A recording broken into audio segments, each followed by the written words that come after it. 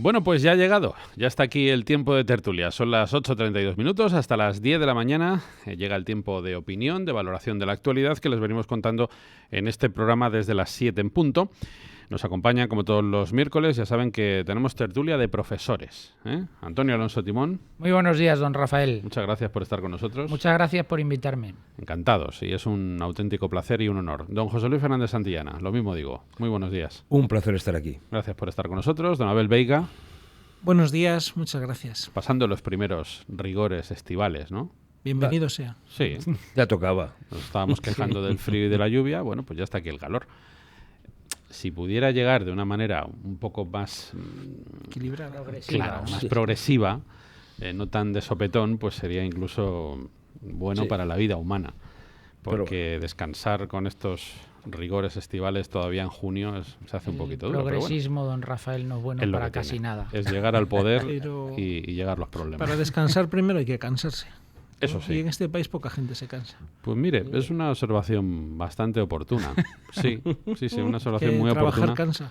Teniendo en cuenta por dónde va el nuevo gobierno, es una observación más que oportuna. Porque yo creo que al final, esto lo he pensado muchas veces, la gente decente, honrada, trabajadora, que no tiene delitos, que no tiene cuentas con la justicia, que no pertenece a ningún colectivo en vías de desaparición y por tanto digno de protección especial, pues oiga, vamos a tener que buscarnos otro sitio o incluso a lo mejor terminamos siendo una minoría, porque es tal el entusiasmo que despierta o que parece despertar esta demagogia institucionalizada que lidera la izquierda española, bueno, y que digamos que esta derecha moderadita más o menos sigue en la misma tendencia, que yo realmente no sé. O sea, muchas veces consiguen que uno se sienta extraño, porque le suene el despertador temprano, porque cumplas una jornada laboral de 10, de 12 horas, porque tengas una familia tradicional, porque tengas tus amigos. ¿No? Pero, don Rafael, ¿cómo hace usted esas reflexiones después de las fotos que hemos visto en los últimos días? ¿Duda usted de que estamos en buenas manos? ¿Usted cree que es, don Rafael? Lo dice usted por las manos, ¿no? Por las manos. Claro, hoy no se habla de otra cosa que de las manos. Bueno, sí. Pues más allá de la broma, yo efectivamente... Claro, para las personas que acaben de levantarse y que no sepan de lo que estamos hablando, hoy es portada de algunos medios las manos del presidente del gobierno. Sí. Que bueno, ayer Moncloa tuiteó unas imágenes horas después de que Sánchez se viera con Angela Merkel, con un texto en el que se decía que Sánchez evaluaba sus recientes encuentros con los líderes europeos. Las manos del presidente marcan la determinación del gobierno. Bueno, estas son las manos de la determinación, por si ustedes no habían visto todavía las manos de Pedro Sánchez. Estas son las manos de la determinación. Ustedes lo pueden ver en internet, en cualquier sitio. Estamos en buenas manos, por lo tanto. No, bueno, yo decía que más allá de la broma es que este es el gobierno, ¿no? Es puro marketing. Y más allá de la sorpresa inicial, porque claro, las expectativas el viernes por la tarde cuando triunfa la moción de censura eran mínimas. Estábamos bajo cero, claro, estábamos viendo de ministros pues a una serie de personajes. Ahí estuvo, no sé si bien asesorado o él directamente, bueno, no sé, la conformación del gobierno pues superó un poco las expectativas iniciales tan bajas que teníamos, pero cuando se han puesto a gobernar pues ya vemos la línea por la que van a ir, y la línea por la que van a ir desde luego es una línea que fue iniciada ya por el presidente Zapatero en el año 2004 y yo creo que son contumaces en abordar esa serie de políticas que desde mi punto de vista, como tú muy bien has expresado anteriormente, Rafael, no representan a la mayoría de la sociedad. Absoluto. Yo diría que ni siquiera la gente de izquierdas. Claro, y un gobierno que en principio presentó una moción de censura para normalizar este país y convocar elecciones generales cuando fuese posible. Yo ya dije en la formación del gobierno que desde luego no era una formación de gobierno con idea de provisionalidad, sino que lo que va a intentar es agotar la legislatura, llevar a cabo determinadas políticas muy ideológicas que el presidente del gobierno se las cree y el resto de partidos políticos que le apoyan se las cree, y vamos a pasar una etapa complicada. ¿Por qué? Pues porque probablemente lleguen a agotar la legislatura dado que hay otros partidos políticos que apoyan y a que apoyaron en su momento la moción de censura, a los que no les interesa tampoco en este momento ir a unas elecciones. Yo he visto, perdona José Luis, he visto en las últimas horas en redes sociales este mensaje que un poco resume lo que estamos hablando. Dice el mensaje: desenterrar a Franco, acoger el Aquarius, suprimir la tasa rosa, privilegiar al separatismo, quitar las concertinas y ahora la eutanasia.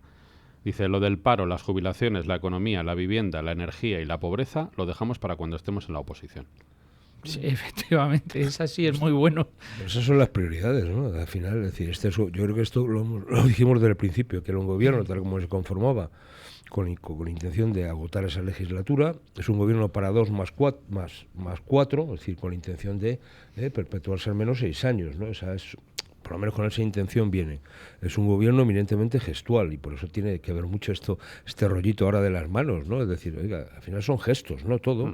Y no hace otra cosa que gestos. Gestos para un público determinado, gestos para la galería, gestos que no tienen nada que ver con los problemas reales, los principales problemas que demanda la sociedad española. Es decir, uno se coge la encuesta del CIS y ve, oiga, el paro, la corrupción, no sé qué, es decir, lo que está, y los temas que se están abordando, claro, los temas que se están abordando son temas que tienen que ver mucho con esto. Yo lo comentamos aquí, que las primeras cosas que haría este señor sería sacar a Franco del Valle de los Caídos, porque además, digo, con independencia de otro tipo de ideologías políticas, lo que uno quiera o no, pero lo que no se puede es mentir a la gente. Entonces, el Valle de los Caídos es pretérito a Franco, aunque él lo hiciese. Quiere decir que no es un monumento que se construye en honor a Franco. Digo, porque es que se está diciendo cosas de este tipo. Oiga, disparate, que no tiene por dónde cogerlo. Claro, a partir de ahí, oiga, nos pueden decir lo que quieran, si todo es legítimo, pero hombre, mentir queda muy feo, ¿no? Entonces yo creo que lo que estamos viendo aquí, más allá de esa política de gestos, es la ineficacia de esa política. Este es el tema, es decir, porque al final, mire usted, mucho rollito con el Aquarius, que llega allí, no sé qué, se cogen a los inmigrantes, foto, fenomenal. Oiga, ¿y qué hacemos con los 600 y con los 200 que están entrando todos los días? El salvamento marítimo que está sacando de las costas, ahí en Almería, en toda la costa andaluza. ¿Pero qué hacemos con ellos? Y eso no tiene solución. Como no hay foto, no pasa nada. Sí, pero bueno, es que no hay foto. Es que claro. Ni hay cámara. Claro, para eso no hay foto ni hay cámara. Y empiezas a ver, es decir, el rollito ahora de la eutanasia. Es decir, bueno, a mí de todas maneras que el PSOE plantee este tema lo llevaba teóricamente. Ahora, que Ciudadanos haya pegado esta finta cambiada, bueno, tenía su propio proyecto, pero tendrá que explicar. O sea, al PSOE no me tiene que explicar nada porque ya sé lo que piensa, teóricamente. Pero que Ciudadanos sí me lo tiene que explicar. Digo, que hay cosas de estas que al final te das cuenta que no importa la gente, no importa los principios, no importa los valores, sino lo que importa es el oportunismo político. Y así nos va, ¿no? O sea, Don Abel. Bien, pues yo es que me he quedado sin opinión con este gobierno, ¿no? Es decir, estoy tan desarmado que de repente digo, esto es peor que mis alumnos que no pasan del 1, ¿no? No, a ver, por lo visto, por lo desarrollado hasta el momento, es un gobierno de escaparate, efectista total y buscando la imagen, cuidando la imagen. Empezamos a atisbar como lo marketingiano y el culto al líder. Ya me gustaría a mí que Pedro Sánchez fuera un líder y ya me gustaría a mí que hubiera líderes en España. Hace mucho tiempo que estamos huérfanos de ellos. Pues se está cuidando cada detalle, pero no hay relato, no hay texto. Es decir, se busca solo el contexto efectista de un determinado momento. Los problemas de verdad de este país estructurales, es decir, se aparcan completamente. Es una dosis de realismo que tenemos y se van a cosas accesorias, son más superfluas, pero que a la hora de la verdad pues son las que interesan a lo mediático o sobre todo a algunos medios de esa falaz progresía de izquierdas que ya no sé muy bien dónde están y dónde quedan y dónde no.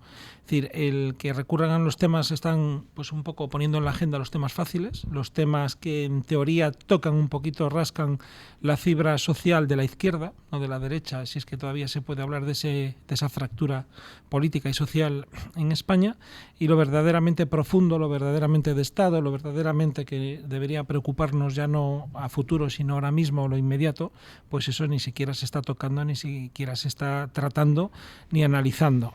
Aquí, como decía el otro día en El Gato, el próximo y futuro presidente del gobierno, quizá algún día José Ramón García Hernández, es decir, hay cierto tipo de cosas o cierto tipo de cuestiones pues que no interesan desde luego y que hay izquierda para rato y que es un bloque, lo decía él muy bien, un bloque muy compacto, esos 180 diputados, más de lo que nos creemos, ¿no? Corroboro lo que se acaba de decir, el 2 más 4, eso era inicial.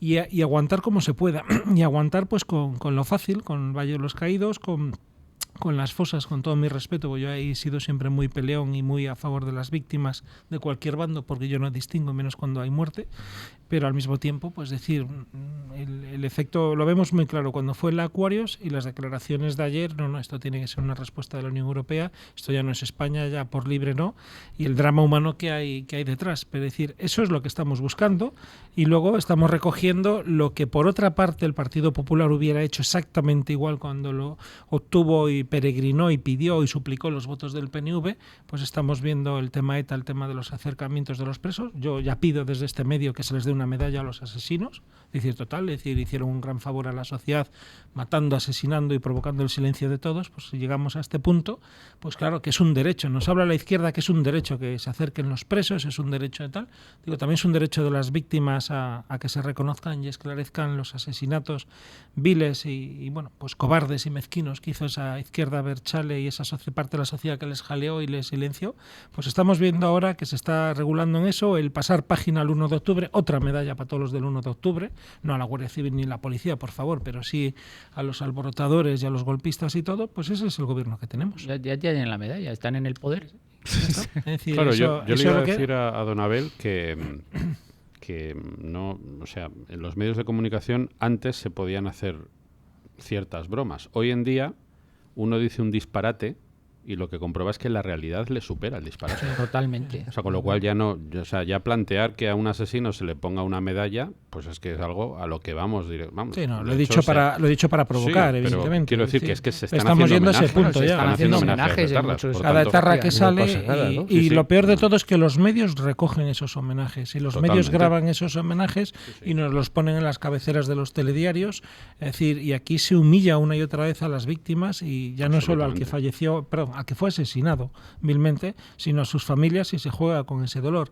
Pero no me cabe duda que hubiera pasado gobierne quien gobierne. Es decir, porque esto ya viene, por mucho que el señor Hernando ahora vocifere y saltaría, digo, hubiesen hecho lo mismo. Pero hace mucho que este no del señor no tiene continuidad de la política, ¿no? Es decir, yo creo que esto es bueno recordarlo, ¿no? Es decir, ese traspaso, o sea, de cartera o de poderes de Zapatero con el ministro del Interior, con Alberto Fernández, ¿no? Sí. Es decir, que no es normal que eso sea así, por tanto hay una continuidad en todo lo que es la política antiterrorista del gobierno del Jorge hermanos, sí, pero lo hemos entendido. Eso hemos entendido. O sea, hay una continuidad y ahora mismo estamos viendo cómo lo que se está planteando bajo el eufemismo de acercamiento selectivo de presos es, oiga, ¿cómo? Sí, y luego escarcelación. Claro, es que es así, es decir, ahora porque toca, porque no sé qué, y al final vamos al pasteleo. Ya estaba la vía en Anclares, que estaba funcionando, ¿no? Y bueno, pero es que da igual. Pero es que, claro, no pasa nada. Estamos haciendo tantos pasteles que yo no sé cómo va a quedar la cosa. Pues mira, va a quedar con una diabetes. El horno se va a quemar. El horno se va a quemar. El horno se va a quemar. Entonces, pues, claro, estamos hablando del tema del País Vasco, pero es que en ningún país del mundo sería concebible que unos señores que han dado un golpe de Estado permanezcan en el poder y estén preparando el siguiente golpe de Estado. O sea, lo estén anunciando. Y lo estén anunciando públicamente diciendo que van a preparar otro 1 de octubre para consolidar la República. Eso no pasa. Y encima te piden la pasta para hacerlo. Eso no pasa. Eso ocurre porque claro, lo financiamos. El gobierno anterior, del que ya dijimos cuando estaba en el poder el Partido Popular todo lo que había que decir, por tanto ahora pues están en la oposición, no vamos a hacer leña del árbol caído, por así decirlo. Ya le dijimos a Rajoy aquí en este programa muchísimas veces y en este grupo de comunicación todo lo que había que decir de un gobierno débil, de un gobierno que desde luego quedó muy lejos de defender los intereses colectivos de este país. Aún así, pues hay que reconocer que por lo menos los separatistas ante ese gobierno, que era débil evidentemente, sí que tenían una creencia, y es que era un partido, el Partido Popular, que no compartía la unilateralidad de ninguna manera y que por tanto no iba a facilitar el acceso, aunque lo hiciera por dejación, pero desde luego no por colaboración. Pero es que ahora las cosas han cambiado. Es decir, es que ahora los golpistas lo que están desde el día en que salió adelante la moción de censura es directamente frotándose las manos porque han dicho, este es el momento. Con este tío es con el que podemos hacer, no un 1 de octubre, podemos hacer lo que nos dé la gana porque este no va a parar absolutamente nada. Es decir, este, como mucho... o sea, lo más normal es que colabore con nosotros en ese proceso. Ahora vamos con eso, con el tema de Pedro Sánchez, pero yo, ahora que hemos tocado un poquito el tema de Cataluña, les quiero plantear una cuestión, porque A mí me parece que no por el hecho de que sea habitual escucharlo, las cosas pierden gravedad. Y esto es algo que de cara a la opinión pública hay que repetir porque es importante. O sea, que nos intenten acostumbrar al escándalo no significa que el escándalo deje de serlo. Que haya un tipo con una representación parlamentaria de más de 70 diputados que diga constantemente de manera pública que en España hay presos políticos, en referencia a los golpistas, pues miren, es inaceptable. Y desde luego este medio de comunicación no se va a sumar a esa mayoría de medios que lo ven con normalidad. No, es que está en su derecho a la libertad de expresión. Es que no es libertad de expresión. Es que es de una gravedad política absoluta. Es de tal gravedad que si este país fuera medio serio, alguien tendría que empezar a plantearse la ilegalización de este partido político. Porque es inaceptable que haya 70 tíos sentados en la sede de la soberanía liderados por un sujeto que cree que en España hay presos políticos. Porque están en la cárcel unos individuos que han intentado dar un golpe de Estado institucional. Lo que pasa es que este país empieza a ser ya de cachondeo total. Y entonces ya no nos tomamos en serio nada. Es todo una broma, no pasa nada, que cada uno diga lo que quiera y que cada uno defienda lo que le parezca, aunque sea abiertamente ilegal e inconstitucional. O sea, ya podemos defender cualquier tipo de aberración moral y cualquier tipo de ilegalidad, porque la democracia lo ampara todo. O sea, las urnas son esa hornacina donde todo lo que entra se hace sagrado. En el momento de entrar por esa abertura, todo se convierte en sagrado y en intocable.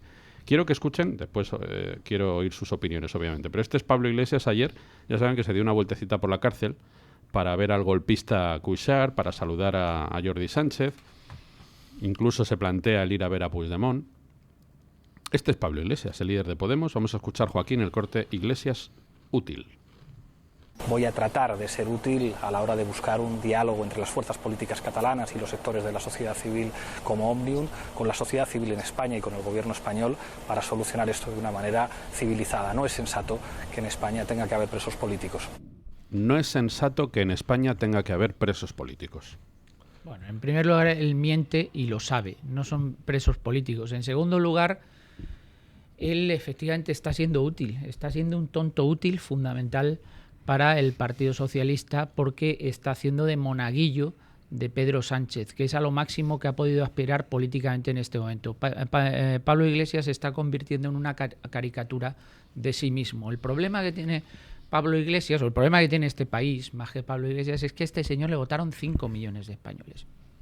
Sí. Si a este señor le votan 5 millones de españoles con las barbaridades que dice no solo él, sino muchos de los representantes de ese partido político, porque no solo hay que escuchar las barbaridades que dice él, hay que escuchar las barbaridades que dicen muchos concejales en plenos municipales que representan a ese partido político, que es que son absolutas, claro, es que son absolutas barbaridades, también, absolutas aberraciones históricas, jurídicas, etcétera, etcétera.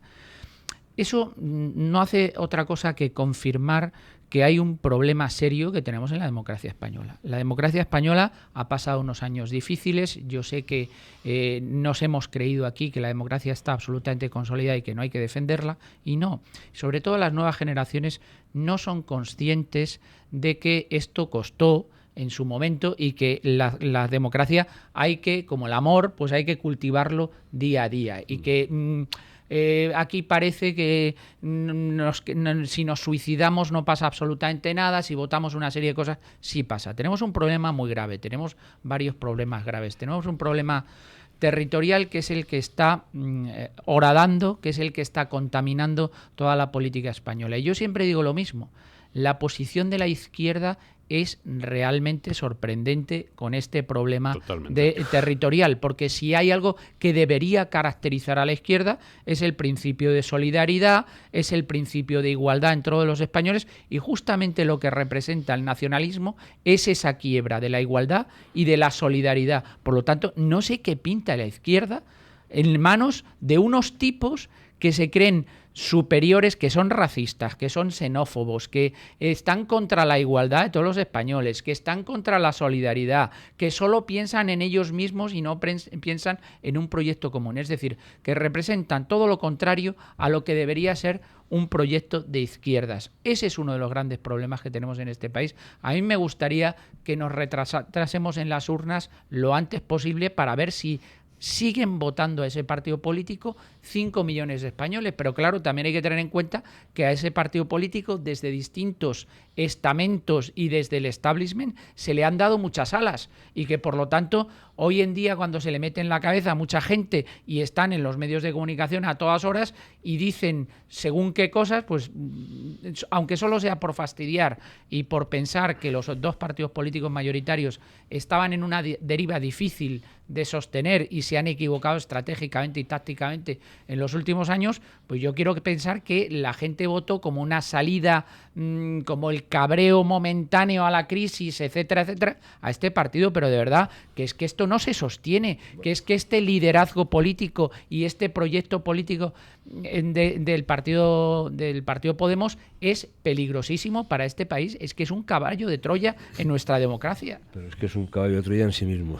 Claro, yo creo que eres buena gente, o sea, Antonio, cuando dices que el establishment apoya, no, el establishment ha montado, animado y desde el Partido Popular se animó a producir una fractura en el ámbito de la izquierda tradicional en el PSOE, alentando, animando, colocando en medios públicos y privados de comunicación la figura de Pablo Iglesias, sus muchachos, sus muchachas y lo que es todo ese entorno podemita, decir, bueno, precisamente con la intención muy clara de debilitar al Partido Socialista. ¿Qué le está pasando ahora a Pablo Iglesias? Que tiene una crisis de identidad. En la medida que el Partido Socialista de Pedro Sánchez se resitúa e intenta cogerle y hace más demagogia que él y por tanto la política de gestos, pues a partir de ahí ¿qué tiene que hacer? Ser el tonto útil y por tanto se convierte en el correo y dile de Pedro Sánchez. Es decir, el trabajo sucio que Pedro Sánchez formalmente no puede hacer, de alguna manera se le encarga. De hecho han estado reunidos. Y por tanto se convierte sin título habilitante en el plenipotenciario o en el embajador de Pedro Sánchez ante las instituciones separatistas, nacionalistas, etcétera, y por tanto ese anuncio de que él va a mediar, el que va a hacer, el que va y se va a ver a los presos, se pasea por Cataluña, etcétera. Es decir, bueno, esto es, porque es que se ha quedado descolocado, igual que se ha quedado descolocado Rivera y Ciudadanos. Es decir, este sándwich que se ha producido les deja, este es un poco más espabilado y se resitúa, sabe que sus votos son más necesarios a Pedro Sánchez y por tanto lo que están es jugando a facilitar los temas. Pero yo insisto, José Luis, en una cosa, porque estoy de acuerdo en el análisis, evidentemente, pero es que yo creo, de verdad, y abundando en lo que decía muy, muy acertadamente el profesor Antonio Alonso Timón, para poder cuidar la democracia, o sea, lo elemental para cuidar el sistema que tenemos, un sistema de libertades y de derechos mínimo, es cuidar la norma común. Pero es que esto no creen en la norma común, pero es que, Rafa. vamos a ver, en ningún sitio civilizado, repito, se atenta contra la ley de leyes, que es la Constitución del país. Ese es un mínimo. A partir de ese respeto a la Constitución, luego caben todas las discrepancias. Pero es que ese es el tema de fondo. Claro, es que para Pablo Iglesias y sus muchachos, empezando por Zapatero, es la ruptura, es por tanto cuestionar la legitimidad del actual régimen y por tanto es cargárselo y es volver a reflotar todo a partir de la Segunda República. Es que lo que planteo públicamente es que no se les puede permitir. Pero ese es el debate, ese es el planteamiento de fondo, que arranca con Zapatero y la ley de desmemoria histórica y lo que se quiere, es decir, cómo se manipulan las cosas precisamente para cuestionar la legitimidad del régimen que emana de la transición. La legitimidad fundamentalmente de la derecha. Claro, bien, española. Claro. Pero ellos bien que les viene bien para llegar al poder y a partir de ahí perpetuarse. Es decir, es que estos no creen en la democracia. Es decir, como buen partido de izquierdas son totalitarios. Totalmente. Y por tanto, cuando llego al poder me apalanco, me quedo y ya pongo los instrumentos para ya hablar está. A Abel, que es un hombre educado y prudente. Hola. Si quiere ver, voy a hacer una pausita y así luego el argumento que va a utilizar don Abel Veiga va a tener va a cobrar todavía más fuerza que la que ya suele tener. Si quiere ver presos políticos, hombre, que se vaya a Venezuela o a Irán, que ellos va a ver. Ahora se lo decimos. Bueno, cogemos los cafetitos, los cafés de las 9 de la mañana y continuamos.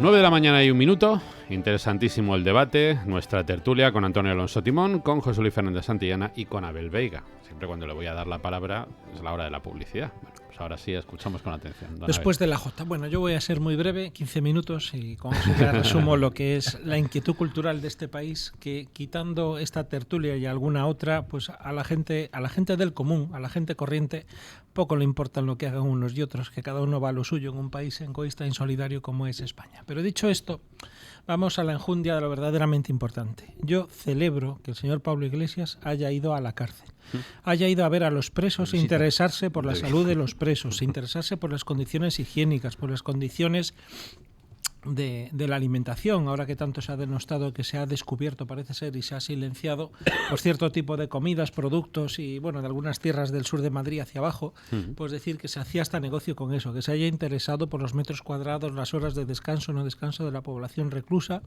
y sobre todo que se haya interesado por sus situaciones judiciales y jurídicas. Como todo esto no se vende, este señor pues ha ido a lo que ha ido. Afortunadamente este partido lleva en sí mismo el germen de la autodestrucción, es decir, tanto ego alimentado y tanto propósito común de enmienda, que es destrozar la democracia y destrozar el partidismo, sobre todo cuando hay cierta izquierda trasnochada, aunque venga disfrazada de profesores de políticas y tal, que se creen que tienen una superioridad moral intelectual a la derecha y todavía siguen haciéndoles creer a esa derecha que su legitimidad viene del 36. Y hay tontos en la derecha que todavía se creen eso y responden a eso. Insisto, es un partido que está en regresión, es un partido porque se ha visto que no hay nada, absolutamente nada, y sobre todo en las comunidades autónomas o en las periferias de este país que se han dado cuenta cómo les han utilizado el rodillo autoritario y totalitario de la cúpula de Podemos, pues hay mucho desencanto, y lo decíamos ahora en el impasse, en el descanso, como las propias mareas, que no es la marca de Podemos allí, sino que ahí está confundido lo que es la marca con nacionalismo, que se escapó del bloque, etcétera, del BNG.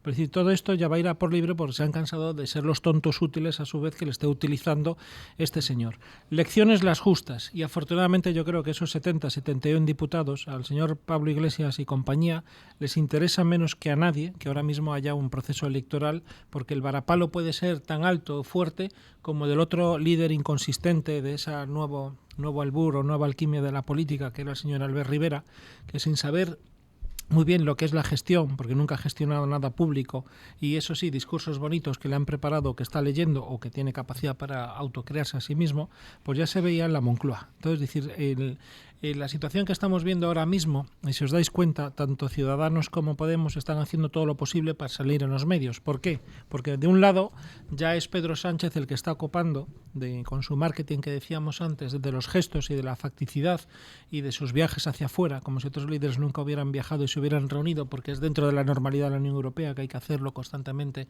estas reuniones con Merkel o con quien haga falta. Y por otro lado, el proceso de las primarias, proceso viciado totalmente del Partido Popular, porque estamos viendo la falacia de muchas cosas que se decían en el Partido Popular y sacar pecho, como decía hoy Lucía Méndez, el trampantojo de esos 869.000 afiliados que luego son lo que son. Ellos copan los medios y si os dais cuenta, Ciudadanos ha desaparecido del debate o de los medios ahora mismo, es decir, es más, sigue siendo víctima, prisionero de sus enormes contradicciones, porque dicen una cosa y la contraria sin ningún tipo de reparo, es decir, han aprendido las lides y las artes de la política, y Podemos tiene que buscar la estridencia, que digo, no ha ido a visitar los presos, no han ido a ver las condiciones de los subsaharianos que están llegando ni no llegando, no proponen ninguna solución, vuelven a ese efectismo y a ese baratismo de propuestas que hay una parte de la sociedad que lo compra porque es una sociedad adocenada en lo superfluo, en lo vacío y carente absolutamente de cualquier tipo de reflexión. Volvemos a mí lo que me preocupa, ya que Rafael Nieto me dio cancha en el tema catalán, del cual yo tenía cierta alergia en las últimas semanas de hablar de Cataluña porque ya aburría, pues a mí me produce mucha tristeza que una de las candidatas a primarias y que es secretaria general o lo ha sido o está entre comillas y ha sido ministra de un gobierno, ahora diga que el artículo 155 lo hubiera aplicado de otra manera o que era muy débil o lo que queramos. Estamos viendo estos días como el presidente de la Generalitat, que no sé si es presidente accidental o por horas o por lo que va a ser, o es un mero telonero del señor Puigdemont o lo que quieras, cómo flagrantemente está incumpliendo sus obligaciones constitucionales en cuanto que, siendo presidente de una comunidad autónoma, y que me corrija el profesor Alonso Timón y José Luis Santillana, que el 137 también dice que es el representante del Estado, es decir, hurta las instituciones, hurta al jefe del Estado cualquier tipo de comparecencia, hurta los símbolos, las banderas, volvemos a las tonterías del 1 de octubre, volvemos a hablar de la República Secesionista, volvemos a hablar de abrir 6 embajadas y no hay reacción. Es decir, y volvemos a hablar de las embajadas y se les va a dar la financiación para permitírselo en vez de cortocircuitearlo. Estamos volviendo a lo mismo, a hacer un erial, y me preocupa, y ya termino porque ya llevo 2 minutos y 58 segundos, no lo sé, me preocupa y mucho cuando el señor Rodríguez Zapatero decía que tenía hasta 8 conceptos de nación dentro de su ínclita intelectualidad, si no te gustan, como viejo profesor de Derecho Constitucional de León, pero no sabemos si realmente llegó a dar clases o no, jamás fue capaz de ofrecer, de elaborar un único concepto de nación. Por aquí venía el señor Pedro Sánchez cuando estaba en la oposición, no era diputado, que él también tenía conceptos de nación. Bueno, sí. Ahora lo puede poner en práctica. Don Antonio, antes de escucharle, le quería hacer una reflexión, un sucedido personal, que va un poco en la línea de ese hecho que antes comentaba, de la falta de coherencia de la izquierda a la hora de apoyar el separatismo en Cataluña o en Vascongadas. Yo recuerdo hace 15, 20 años, un amiguete mío que votaba pues, a Izquierda Unida, Partido Comunista. Uno a veces tiene amigos que le salen raros, y él votaba Izquierda Unida. Y recuerdo perfectamente que hubo unas elecciones, y en esas elecciones votó a Herri Batasuna. Ese hecho que a mí en aquel momento me desconcertó absolutamente, cuando ha pasado el tiempo uno lo ve claro. Es decir, más allá de las diferencias ideológicas que hay, lo que hay es un proyecto común, que es el de destruir la nación española. Y por eso Pablo Iglesias coquetea de manera permanente, pero además ya a todas luces. Es que ya no se trata de que uno tenga que buscar en la hemeroteca, no, es que lo hace públicamente de manera constante. Los guiños a Arnaldo Otegi, al mundo proetarra, el acercamiento que no se sabe muy bien en qué se concreta, pero que de momento es también una cuestión de gestos, de hacerse la fotito con Torra. Es decir, es que están en lo mismo, están en la destrucción de España y de todo lo que supone la tradición de este país. Sí, pero más lo ha explicado antes José Luis Fernández Santillana muy bien. Ese es el proyecto, ¿no? Y para eso ha venido Podemos, para destruir el régimen del 78, y con Zapatero empezó todo en el año 2004. Y yo he explicado en alguna ocasión, y siento repetirme, pero es que creo firmemente en esta idea. Aquí el problema es que en 1996 gana las elecciones el Partido Popular. Pero no solo eso, sino que en el año 2000 la gana con mayoría absoluta. Entonces, hasta entonces había estado muy bien la cosa. ¿Por qué? Pues porque había gobernado 13 años la izquierda, el Partido Socialista. Bueno, lo de UCD, pues realmente pues nos trajo la transición, hicimos una transición razonable, pero oye, que esto que en democracia ganan unas elecciones la derecha, esto es inconcebible. Aquí tiene que estar por lo menos la izquierda detentando el poder por lo menos 40 años para igualarnos. Entonces 40 años. Entonces, ¿qué ocurre? Ya en el año 2004, 2005 empieza el pacto de Estella, empieza el pacto del Tinel, empieza el cordón sanitario contra el Partido Popular. Y el Partido Popular, en vez de presentar la batalla ideológica frente a eso, el Partido Popular lo que hace es rendirse ideológicamente y entonces asumir los postulados de la izquierda y decir, bueno, vamos en este viaje hacia la izquierda porque así vamos a hacer amigos. Y evidentemente ni han hecho amigos ni han hecho absolutamente nada.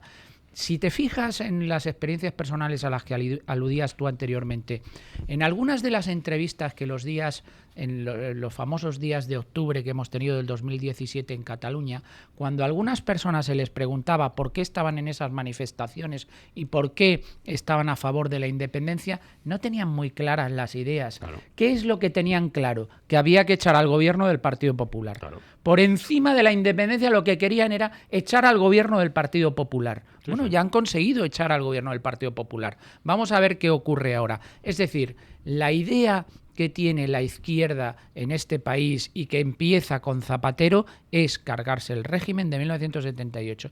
Y eso lo han ido haciendo paso a paso, y la moción de censura ha sido el último episodio en este libro que estamos viviendo. ¿Cómo se combate eso? Pues desde luego se combate por parte del Partido Popular o por parte del partido que sucede al Partido Popular, si el Partido Popular no quiere sucederse a sí mismo, que tiene la oportunidad en este momento. Eso se hace rearmándose ideológicamente. Ha apuntado antes algo interesante el profesor Veiga, que supongo que trataremos posteriormente cuando hagamos referencia a las primarias del Partido ya Popular. Mismo vamos a entrar en cuanto pues si me con permite este y me da usted el ok, claro, yo entro porque me pilla el balón botando. Venga, y no vayamos a fallar a un gol, que luego concedemos mucho la selección española atrás, por lo menos tendremos que meter a lo goles. Diego Costa. Va. Decíamos, el rearme ideológico de la derecha. A mí me hace mucha gracia cuando todos los candidatos a la presidencia del Partido Popular en este momento dicen que Mariano Rajoy, y yo estoy de acuerdo contigo, Mariano Rajoy ya ha pasado, y yo ya dije en un programa, y yo ya no me voy a meter más con Mariano Rajoy, pero como estamos ahora en esta actualidad, tengo que decir solo un inciso. Todos dicen que Mariano Rajoy ha sido el mejor presidente de la democracia y que todo ha ido fenomenal. Y claro, resulta que luego hacen una enmienda a la totalidad de todo lo que ha hecho Mariano Rajoy. Una de las cosas la ha apuntado el profesor Veiga. Oiga, es que había que haber aplicado el 155 antes. Oiga, es que el 155 tenía que haber sido más duro. Oiga, es que teníamos que haber dado la batalla ideológica en determinados ámbitos. O sea, que Mariano Rajoy ha sido el mejor presidente del gobierno de la democracia y no estás de acuerdo con nada de lo que ha hecho Mariano Rajoy. ¿Qué coherencia es esa?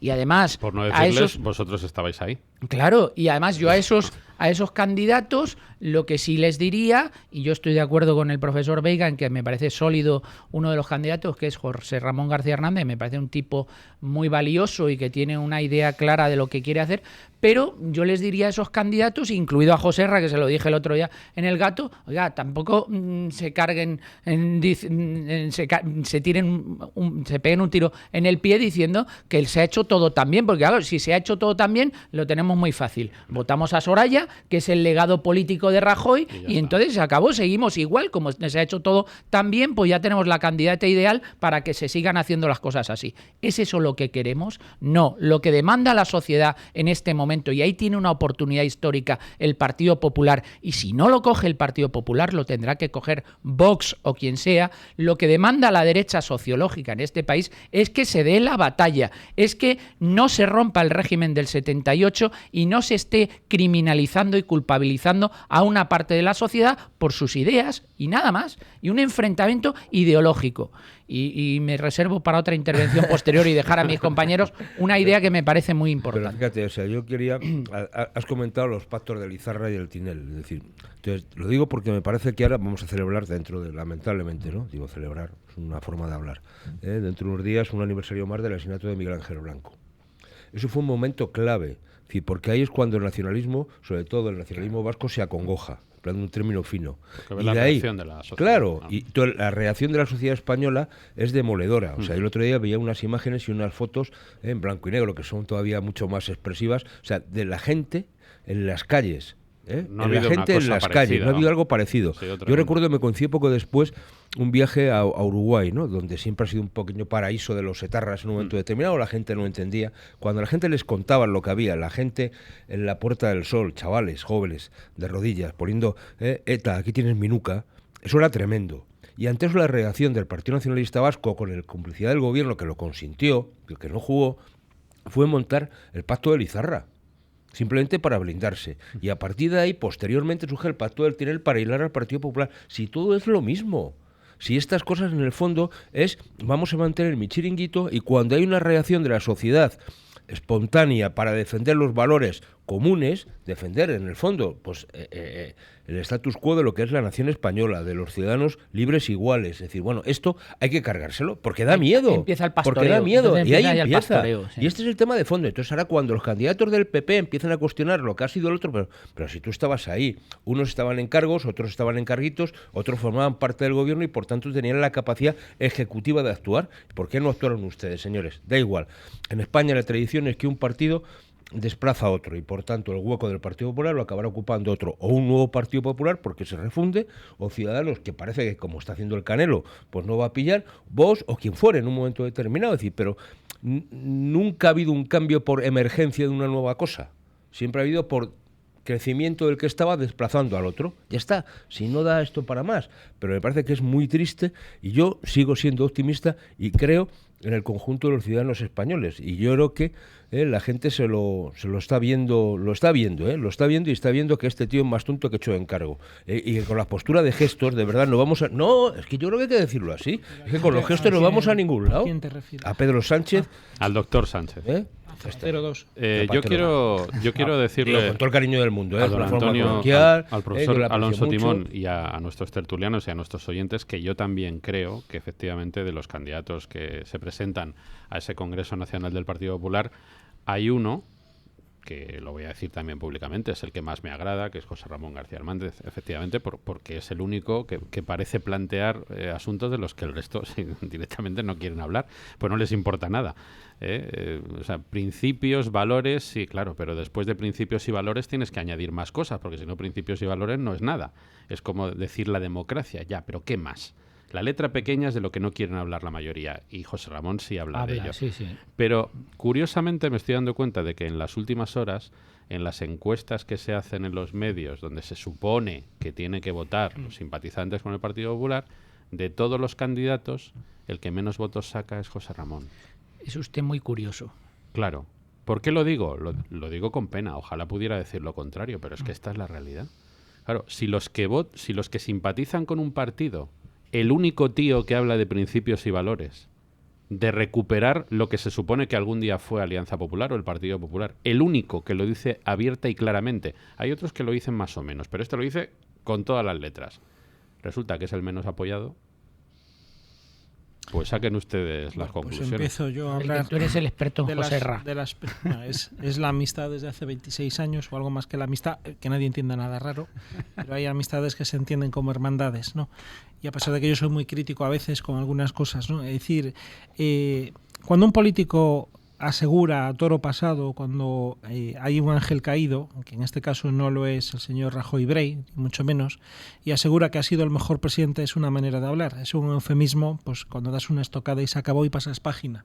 Yo quiero entender que cuando los distintos postulantes o aspirantes que van quieren presidir el Partido Popular se refieren a eso. Evidentemente todos tienen pasado, todos estaban, todos, es decir, también José Ramón estaba, es decir, estaba en la ejecutiva, pero todos sabemos también cómo funcionaba ese partido. Es decir, el que se mueve, y no aquello de Alfonso Guerra, pero algo parecido, no salía en la foto. Y de hecho, salvo una senadora en las Islas Baleares y Cayetana Álvarez de Toledo, prácticamente nadie quiso salir ni se salió de esas trincheras ejecutivas. De lo del aborto, eso es, por eso voy por la senadora de Mallorca, es decir, que fueron coherentes hasta el último momento. Esto es lo mismo que cuando pasó aquella falacia de la guerra de Irak, ¿no? Es decir, donde todos votaron en bloque, sin ningún tipo de escrúpulo moral, salvo uno que buen amigo, Jesús López Medel. Efectivamente. Es decir, quitando eso, es decir, el resto, pues teníamos lo que teníamos, y es un partido que a mí me hace mucha gracia en las últimas horas cuando dicen es que no hay cultura de primarias. Digo, perdona, es que no hay cultura de partido, tenéis cultura de ser un líder y masas anónimas como ovejitas que os gustaba que os dirigieran y os pusieran la música y el guión y aplaudir y poco más.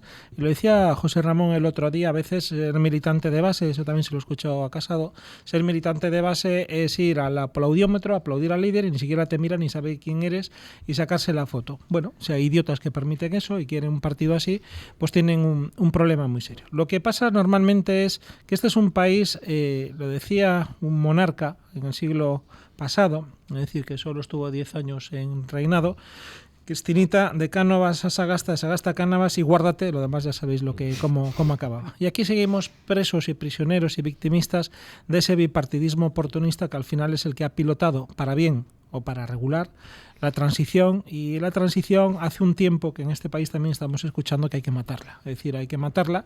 Es cierto que se ha pontificado, se ha sacralizado en demasía, es decir, hicimos una transición como se hizo y afortunadamente el pueblo español supo dar una lección de pausa, de tranquilidad, de cierta mesura y de mucho sentido común. ¿Qué problema tenemos? Pues tenemos el problema de los complejos y el problema del revanchismo. Complejos, la derecha, siempre acomplejada, siempre. Es decir, y hablar de ideas, eso es el anatema. Es decir, y a nadie le interesa en la derecha, parece ser, hablar de ideas, hablar de principios, hablar de valores, porque Rafael, lo decías muy bien hace un momento, hay que incluir la letra pequeña, hay que incluir el texto. Fuera, más allá del ámbito demagógico del gran titular, de aquella gran prócer de la política madrileña, que el verso libre, y cuando decía los principios, valores, el debate de ideas, jamás le escuché una idea propia, claro, como tampoco jamás a Mariano Rajoy le he escuchado una idea propia. Es decir, ni a él ni a muchos políticos del Partido Popular, incluido presidentes autonómicos, ni una idea propia. Es decir, saben chupar y sacar... Hay comparaciones y comparaciones. Es decir, es una manera generalizada al 99%. No, habría que ver no metas a todo el mundo en el mismo saco, que en el Partido Popular hay gente muy válida. Habría que ver el padre putativo de la idea, porque para eso hay muchos asesores, meapilas, perdón por la expresión, pero bueno, es el adulador que está mediocre, que hace lo que la voz de su amo, y los grandes escribidores de discursos. Esto en la política norteamericana es muy fácil, aquí parece que tienen ideas y hasta se equivocan cuando leen, ¿no? Entonces tú dices, bueno, tenemos ese problema de los complejos. ¿Qué pasa en las primarias? Que hay una persona que sí tiene ideas, que sí tiene recorrido, que sí tiene proyecto y que sí tiene, parece ser o concibe un recorrido claro de lo que debería hacer y cómo hacerlo. Y esto asusta. ¿Por qué?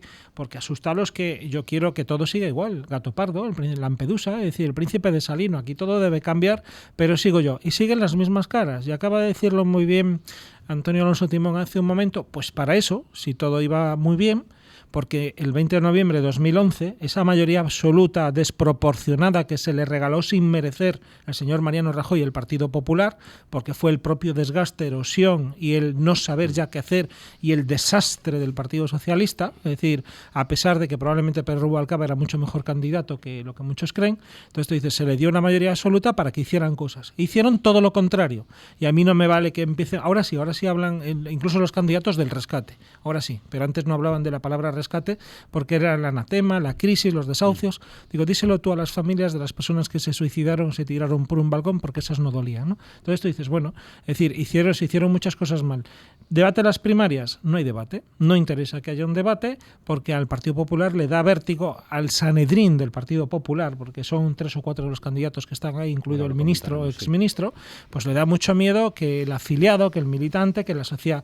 El otro día, afortunadamente, en esta casa, en El Gato, se tuvo la ocasión de, bueno, no solo a José Ramón, sino a otros candidatos, como Manuel García Margallo, que intelectualmente es una persona muy, muy potente, todos mis respetos y con toda mi admiración, pero, es decir, se cuidan mucho los medios de difusión nacional a otra escala de no invitar a este tipo de personas porque no interesa. Y hay cierto tipo de medios que no interesa.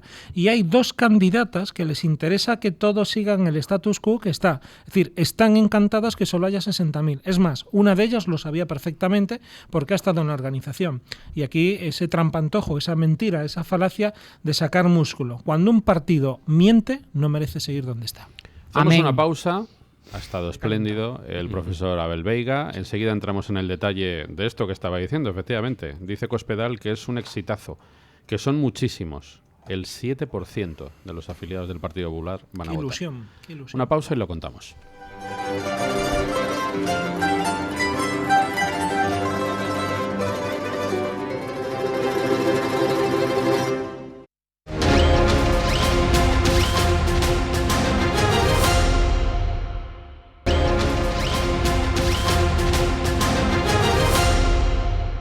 Yo lo que no me creo solo de los 800.000. Quiero decir, este es el tema. Oye, mire, yo estoy en una organización, un sindicato, la uso, donde tenemos cuotas, ya está. Afiliado es el que paga, punto. A los 6 meses, si un tío deja de pagar, o una señora deja de pagar, se le da de baja. Ya está. Pero es tan simple como esto. ¿Qué organización seria es aquella que mantiene una lista de personas que dice que son del partido pero no pagan? Cuando nadie lo obligan. Algunos hasta habrán fallecido. Hombre, por tanto, decir, eso no tiene mucho sentido como propio. Eso es lo que pone bien la descomposición interna de una estructura. Es decir, que si no está mantenida realmente por las cuotas. Oiga, sabiendo además que las cuotas de los partidos políticos tienen una desgravación fiscal. Es decir, aquello que paga, decir que ¿de qué estamos financian con las cuotas los partidos? Sí, hombre, con las cuotas que pagamos los impuestos, es mucha financiación. Con las cuotas de los españoles, ¿no? De los afiliados del partido. Claro, es así, o sea, esto es una broma, ¿no? Entonces, a mí me parece que es un poco ridículo este tipo de situación, pero bueno, que claro, son muchos 70.000, claro, son muchos, y es que vamos a ver, es que eso puede ser simplemente el número de candidatos a las concejalías de los ayuntamientos que se presentan. Es decir, cuando no sé cuál de ellos eras, si Pablo Casado, Joserra, etcétera, decía que estaba habiendo presiones y que estaba presionando los cargos electos, oiga, basta con que presionen a los candidatos a las elecciones municipales, a esas listas que son los que van a estar ahí votando, porque es de suponer que aquel que hay en una lista de un municipio, en la lista del Partido Popular, al menos sea afiliado al día, ¿no?, de su cuota. Bueno, pues ya está, es que esto es un poco ridículo. Mira, que salga lo que salga, que lo hagan bien, que no destrocen más. Que salga lo que salga, sí, no, José Luis. Digo, que salga por favor. Vamos a ver, que salga lo que salga. Luis, yo no voy a decir, ellos sabrán, quiero decir que en cada uno que en su casa que barra, ¿no? Y los trapos sucios se lavan en casa. Que nos estamos jugando cosas importantes. No, por supuesto, yo creo que es importante que el Partido Popular, este u otro que lo sustituya, porque a lo mejor lo que tiene que hacer es hasta cambiar el nombre, como ha hecho el PDK, porque, bueno, yo qué sé. Claro, no, que no siga ese ejemplo, por favor. No, digo, cambiar el nombre, cambiar la sede, a lo mejor tiene que hacer más allá de un cambio de imagen, pues bueno, ya está, que se vea. Si los responsables del cambio de imagen son quienes han llevado al partido a esta imagen, pues a lo mejor no son los mejores. Bueno, pero la propia gente del Partido Popular tiene que decir algo, y el problema es que es un partido estructurado verticalmente, carácter presidencialista a tope, donde nadie hablaba, nadie decía nada, nadie cuestionaba nada. Con algunos, si te tomabas un café, despoticaba, echaba las muelas, pero oye, ¿y en casa qué dices? No, joder, al amado líder. Yo, en primer lugar, esto de las primarias del Partido Popular empieza a tener un fumus mali iuris, no puedes hacer unas primarias si no crees en ellas. Eso es lo primero. No puedes tener un listado de afiliados que no está ni mínimamente contrastado. En segundo lugar, creo que no todos los candidatos están teniendo las mismas oportunidades. Yo se lo preguntaba el otro día en El Gato a José Ramón García Hernández. ¿Estáis todos en igualdad de condiciones? Es evidente que no están en igualdad de condiciones, porque yo veo los medios de comunicación y el tratamiento que están dando los medios de comunicación a unos y a otros es absolutamente dispar. ¿Me permite que le interrumpa sí, por 5 supuesto. segundos? Es que ahora sí que la tenía votando y entro de cabeza. Miren, es una vergüenza que una televisión como es Televisión Española, que pagamos todos los españoles, cuando ponen a los distintos candidatos, pongan a los primeros, a los que tienen más posibilidades de ganar, con una imagen maravillosa, varios segundos, etcétera, primerísimos planos, enfoques picados, de arriba, de abajo, las mejores sonrisas, y cuando sale García Hernández ponen una imagen de teléfono móvil, borrosa, temblando y de apenas 5 segundos donde no se le escucha decir prácticamente nada. De las televisiones privadas no hablo, porque cada uno en la suya, pero es que esta la pagamos los que estamos aquí también. Pues fíjese, y me parece vergonzoso que a lo mejor le están haciendo un favor y a lo mejor hay sorpresas. Bueno, yo espero. pues lo que pasa es que hay un pequeño problema. Claro, no es más fácil controlar a 70.000 que a 700.000. Claro. Con lo cual hay algunos que están encantados. Y si fuesen 30.000, mejor. Y si fuesen 300, mejor. Porque entonces el cónclave ya estaría, el biscotto, como dirían los italianos, Bulgaria ya estaría hecho. En segundo lugar, creo que no está habiendo un debate de ideas. Que sería lo fundamental. En eso estamos, salvo algún candidato que sí que está planteando alguna cosa interesante, porque yo también creo que, como decía Oriú, yo claro, soy administrativista, entonces tengo que remitirme a Oriú. Oriú hablaba de la escala de la demanialidad. Bueno, pues yo aquí voy a hablar de la escala de la demonialidad. Entonces, hay algunos que son más culpables de otros de la situación en la que estamos actualmente. Hay más intensos. Es verdad que todos estaban, pero claro, no puedes pretender que ahora la organización la lidere un paracaidista que viene desde fuera. Es decir, hay dos formas de estar en una organización, luchar desde dentro por cambiar las cosas. Y yo creo que es lo que está haciendo alguno de los candidatos, o salirte y, como ha hecho mucha gente que se ha ido a Vox o que se ha ido a Ciudadanos, y apostar por otra organización. Las dos cosas son perfectamente legítimas y por lo tanto hay gente que es más culpable que otra. Y entrando directamente en los candidatos, yo estoy de acuerdo. Para mí, Joserra es un candidato muy sólido, que además tiene currículum, tiene ideas, tiene valores, es muy sólido, un candidato muy sólido. Y luego José Manuel García Margallo es un tipo intelectualmente de primera, a mí me parece que es un tipo muy preparado, que dice cosas muy interesantes y yo coincido en muchas de las cosas que él ha puesto de manifiesto, y además es verdad que también él estaba, pero sí que es verdad, y eso sí que me lo creo porque él lo ha dicho, y parece cierto que dentro del gobierno él presentó la batalla y así le salió, que tuvo que salir del gobierno porque presentó la batalla dentro del Consejo de Ministros para cambiar determinadas cosas, con lo cual yo sí que creo que le está legitimado para decir alguna cosa que otra. Bueno, luego está Pablo Casado, que a mí me parece que es un tipo también preparado y que ha aprendido mucho y que tiene una experiencia en determinadas circunstancias y que representa una parte del partido que quiere recuperar el aznarismo, y yo estoy bastante de acuerdo con muchas de las cosas que dice Aznar. Yo sé que os vais a echar encima de mí, pero claro, yo cada vez que escucho... Como no está Eduardo, no... Bueno, yo cada vez que escucho alguna entrevista con Aznar me siento bastante identificado con las cosas que dice, el atlantismo. Yo creo que Aznar sí que tenía una idea clara de España y creo que la llevó a cabo y creo que salió razonablemente bien, por lo cual si Pablo Casado recuperase esa etapa del Partido Popular no estaría mal la cosa. Y luego es verdad que hay dos candidatas que son las oficialistas, pero dentro de esas dos, fíjate, también hay diferencias. Yo creo que María Dolores de Cospedal tiene un carácter totalmente distinto y sí que es una persona que ha sido leal al partido, más leal que otras personas que han sido muy desleales al partido. Pero fíjate, yo no voy a entrar en los análisis de los candidatos porque al final yo creo que quien mejor lo tiene que ver es quien sea del Partido Popular, quien vaya o tenga la capacidad de votar o no, pero en cualquier caso... Pero sí podemos analizar un poco lo que está sucediendo. Simplemente lo que digo es, respecto a estas dos últimas, una ha estado trabajando para el partido, claro, y la otra ha estado trabajando contra el partido. Contra el partido, y por tanto es decir, bueno, claro, es que esto es desde el gobierno contra el partido. Claro, es así. Es decir, hombre, gente del partido, te decía...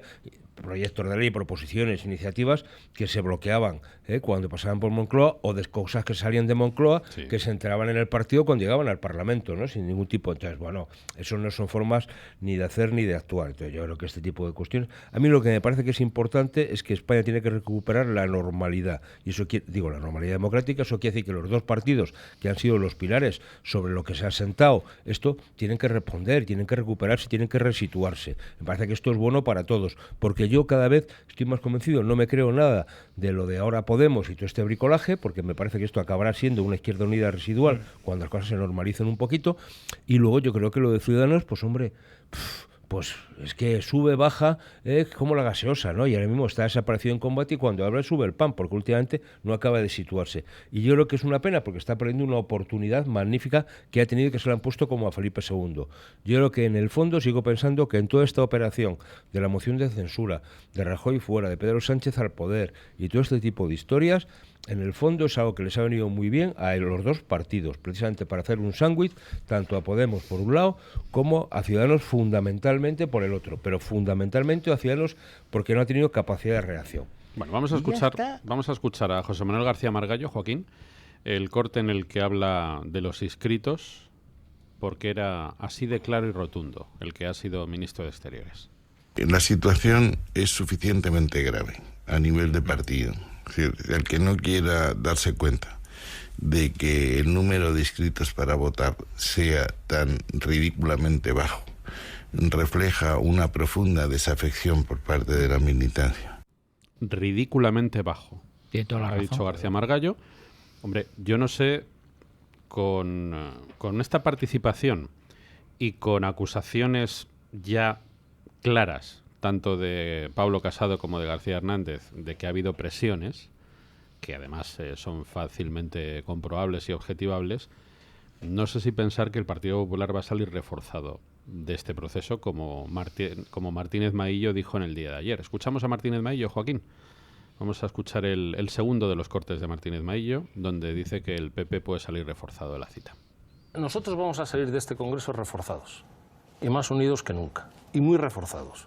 Este es el compromiso que tenemos con los españoles, porque de aquí, voy a decir algo más, no solo sale el presidente del partido, no solo sale el candidato a la presidencia del gobierno, sale el próximo presidente o presidenta de España. En poco tiempo, y por lo tanto tenemos una responsabilidad con los españoles, y estoy seguro que los 6 candidatos que lo están siendo van a estar a la altura de esa responsabilidad. aunque él no se ha mojado y no ha avalado a ninguno de los candidatos, supongo que esto va un poco en la línea de esa propuesta que han hecho tanto Cospedal como Soraya Sáez de Santamaría de presentar una candidatura única de los dos que cuenten con más apoyos después de la elección del día 5 de julio. Ha dicho Margallo que con él no cuenten, obviamente, pero tanto Cospedal como Soraya se mantienen a favor de esa posición. Pues ¿qué va a decir Fernández Maillo? Si él no lo dice porque le toca ser inspector, el secretario de Organización Occidental, mientras la señora Cospedal no se dirima a su futuro, pues lógicamente tiene que decir que salen reforzados y fijaos que machaconamente están siempre hablando el presidente del partido, será el candidato para que no haya ningún paracaidista que venga del norte o lo que sea en el último momento. Sin embargo, yo creo lo que decía José Luis al comienzo de la tertulia esta mañana, el 2+4 cada vez lo tengo más claro, ¿no? Es decir, yo no sé si realmente se va a cerrar en falso o no, todo apunta a que salga quien salga, lo va a tener muy difícil. Sería un error y un pasteleo el juntar una única candidatura, es decir, porque ha habido 7, 6 al final candidaturas y alguna espanta, que se puede decir en ese término, es decir, el deseado, el esperado al final reculó, pues entonces tú dices, bueno, y él no quería primarias ni quería, o se dice que quería sobre todo aclamación, es decir, y no haber voto, lo cual tampoco hubiera sido bueno, porque a un candidato lo que hay que conocerle es presente, pasado y futuro, y la copia y la fotocopia, saber realmente qué piensa, qué proyecto tiene y qué quiere hacer, salvo que volvamos a las andadas de siempre, ¿no? Que es lo que le ha pasado a este partido. Dicho esto, luego al final a la sociedad, la gente en la calle le trae sin cuidado. Es decir, yo creo que al final, es decir, si tú los primeros días sí se ha estado hablando, pero ahora mismo ya es la 5ª o 6ª noticia, en los periódicos cada vez se le está dedicando menos hasta que se llegue el día 5 y ver qué pasa, y luego el 21 es el momento de gloria en pleno periodo estival y la vida sigue, la vida continúa y lo que tienen es que reilusionar y rearmar un proyecto que no lo tiene. ¿Por qué? Porque es un partido que está en descomposición. A los 2-3 días de la caída de Mariano Rajoy, iba a decir dimisión, ni siquiera dimitió, pero la caída de Mariano Rajoy, se empezaron a hablar ya públicamente en descomposición del partido. Ciertos líderes, bueno, que se tienen por líderes, que no los hay en el Partido Popular, hablaban abiertamente de lo que han estado negando una y otra vez. Entonces, claro, un partido que se ha negado mucho hacia afuera a sí mismos. Entonces tú dices, y muy cerrado, muy pretoriano, muy de cúpulas y unas cúpulas férreas donde no se movía ni una brizna y donde nadie era capaz de abrir la boca por miedo a que le defenestraran una todopoderosa ejecutiva que se llamaban Cospedal y Mariano Rajoy. Es decir, cuando Margallo ha sido voz discordante o no, que no trascendió en ese momento hacia afuera, lo era una como ministro y 2 como amigo del presidente del gobierno, de ese círculo, pero sin otras credenciales tampoco dentro del Partido Popular, salvo una militancia más dilatada o no. Lo que yo creo que es objetivo y que no pueden dilatar más es que tienen un problema interno de discurso, que tienen que rearmar ideológicamente el Partido Popular o conservador, que tienen que huir de complejos, que ya son mayores de edad, es decir, 1989 sin tutelas ni tutías, como decía Manuel Fraga, ese líder político de la vieja derecha y bueno, pues el Cánovas del siglo, bueno, de finales del siglo XX, donde, como decían de broma, en Galicia hasta los muertos le votan, ¿no? Que llegaba a tener, o donde en Buenos Aires y las sacas de votos que venían eran de llegó esto no se sabe, pero aquella en Galicia, no. Es decir, se descubrió que en Buenos Aires había más de 405 personas que pasaban de 105 años. Digo, oye, ¿cuál era gallegos, no? ¿Cuál era el elixir de la vida? Y todos votaban a don Manuel. Es decir, bueno, pues las sacas. Él sí tuvo la honestidad, que no el señor Trillo, tuvo la honestidad en su momento, cuando perdió por 8.000 votos la mayoría absoluta en 2005, pidió ya que no se recurriera y que se aceptara la derrota y punto, cuando desde Madrid se insistía a ir jurídicamente, porque hay muchos especialistas de los vericuetos legales en el Partido Popular, o los hubo, hoy también ya caídos en desgracia, porque el tiempo pone a cada uno en su sitio, menos a Fidel Castro, porque la historia no le va a absolver. Permítanme que les dé una noticia de última hora que acabamos de conocer. De esto se viene hablando de hace tiempo, de la corrupción en Valencia. El juzgado de instrucción número 9 de esa ciudad está coordinando una operación contra la corrupción en la que ha sido detenido ya el presidente de la Diputación Provincial y alcalde de Onteniente, el socialista Jorge Rodríguez, y otras 2 personas, entre ellas su jefe de gabinete Ricardo Gallego. La causa se abrió por presuntos delitos de prevaricación administrativa y malversación de caudales públicos en mayo de 2018, tras una denuncia interpuesta por la Fiscalía Anticorrupción. Se investigan irregularidades en la contratación de personal de alta dirección en Divalterra, antigua Imelsa, en 2015. Las diligencias están de momento secretas. En el marco de la operación Alquería, agentes de la Unidad Central de Delincuencia Económica y Fiscal, de la UDEF, han practicado, como digo, registros en la Diputación de Valencia, en las 2 sedes de las que dispone el Ayuntamiento de Onteniente y en la sede social de Divalterra, La Antigua y Melsa. Esa es la noticia que acabamos de conocer, esa detención del actual presidente de la Diputación Provincial, el socialista Jorge ¿Sabe Rodríguez. lo que nos van a contar? Hombre, que esto no es comparable. Que no es comparable. Esto no es comparable. Yo el otro día me hacía mucha gracia, me reía, escuchaba unas declaraciones del presidente de la Comunidad Valenciana, donde salían algunas cuestiones estas, no, esto es una cuestiones locales de algunos ayuntamientos, esto no es comparado con una trama organizada. Es lo mismo. Oiga, sí, lo mismo, si es que la trama organizada que se ha juzgado y que ha salido hace referencia a 2 municipios, Exacto. a 2. O sea, ¿qué me está usted contando? Y lo que falta por Claro, salir. y lo que falta por salir, pero de verdad, o sea, yo creo que pero- nadie está diciendo nada. Esto de los medios de comunicación, ¿cómo se tapa? Yo creo que a Joan Ribó ha sido llamado a declarar hace unos días, o sea, y Está nadie ha siendo dicho investigado. nada y está siendo investigado. Sí, es sí. que de verdad, o sea, las varas de medir. Y si se demuestra que el Partido Socialista ha sido beneficiado a título lucrativo, ¿habrá una moción de censura? O Por Dios, porque no es comparable, como dice José Luis Fernández. No sé, pregunto. Nunca No es es una trama comparable. organizada. Una pausa, 9:47 y entramos ya en la recta final de la tertulia. 9:50 minutos, estamos ya en la recta final de la tertulia. Déjenme comentar una de las noticias que hoy pueden encontrar en gaceta.es.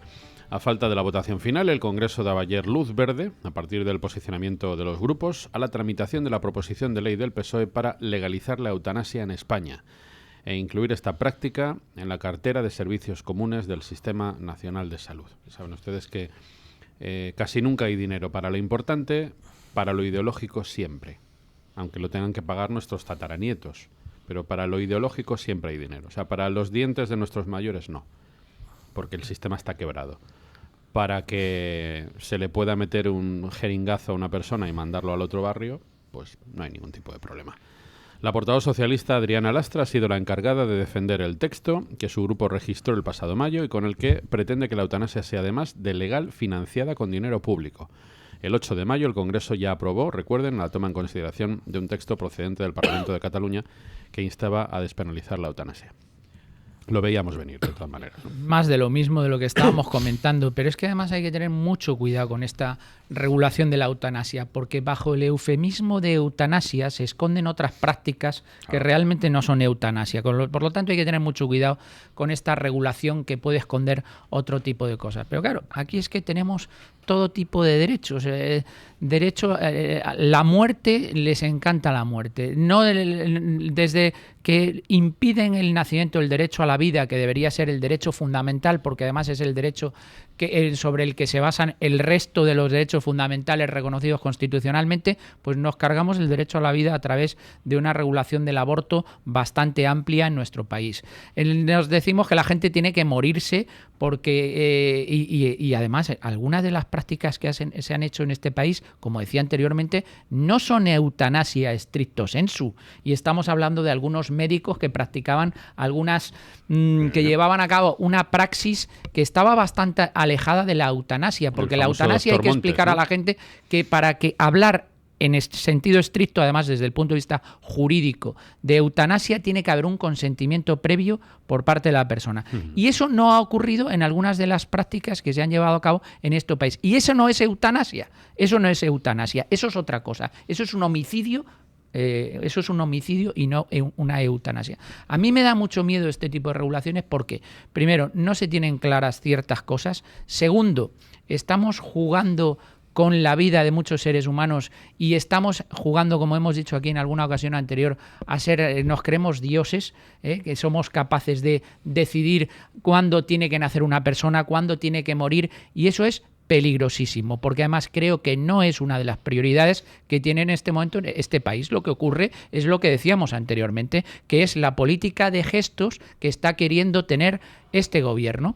Si sigue por esta vía, pues ocurrirá lo que le ocurrió al presidente Zapatero, que al final el Partido Socialista perderá el poder porque se perderá en estos gestos y no gestionará, y volveremos con el aumento de gasto público, con las cosas que van a ser los peajes que vamos a pagar a los nacionalistas, etcétera, etcétera, estaremos en esta perpetua descomposición en la que ha entrado este país y al final pues tendrán los ciudadanos que refugiarse en otro partido que represente en mayor medida los intereses generales. Pero me preocupa mucho el tema de la eutanasia y cómo se regula. 2 minutos, así que pero esto es volver un poco al principio. O sea, yo creo que esto es, dejar claro qué es lo prioritario y qué no lo es. Y dejar claro que una cosa es la eutanasia activa y otra es la pasiva, y una cosa es el ensañamiento terapéutico y otra cosa es ayudar a morir dignamente a la gente sin sufrimientos adicionales. Y por tanto todo lo que en España funciona muy bien, que son los cuidados paliativos, que funcionan fundamentalmente. ¿Por qué no hablamos de generalizar los cuidados paliativos, la atención a los enfermos terminales, como un servicio universal dentro de nuestro sistema sanitario? Es decir, oiga, me parece que es mucho más necesario para una persona mayor, como os comentabas antes, Rafa, por ejemplo, que le puedan poner una prótesis dental que es necesaria para poder alimentarse, o simplemente las gafas para poder leer, o para que no te atropelle un coche porque no ves el semáforo, ¿no?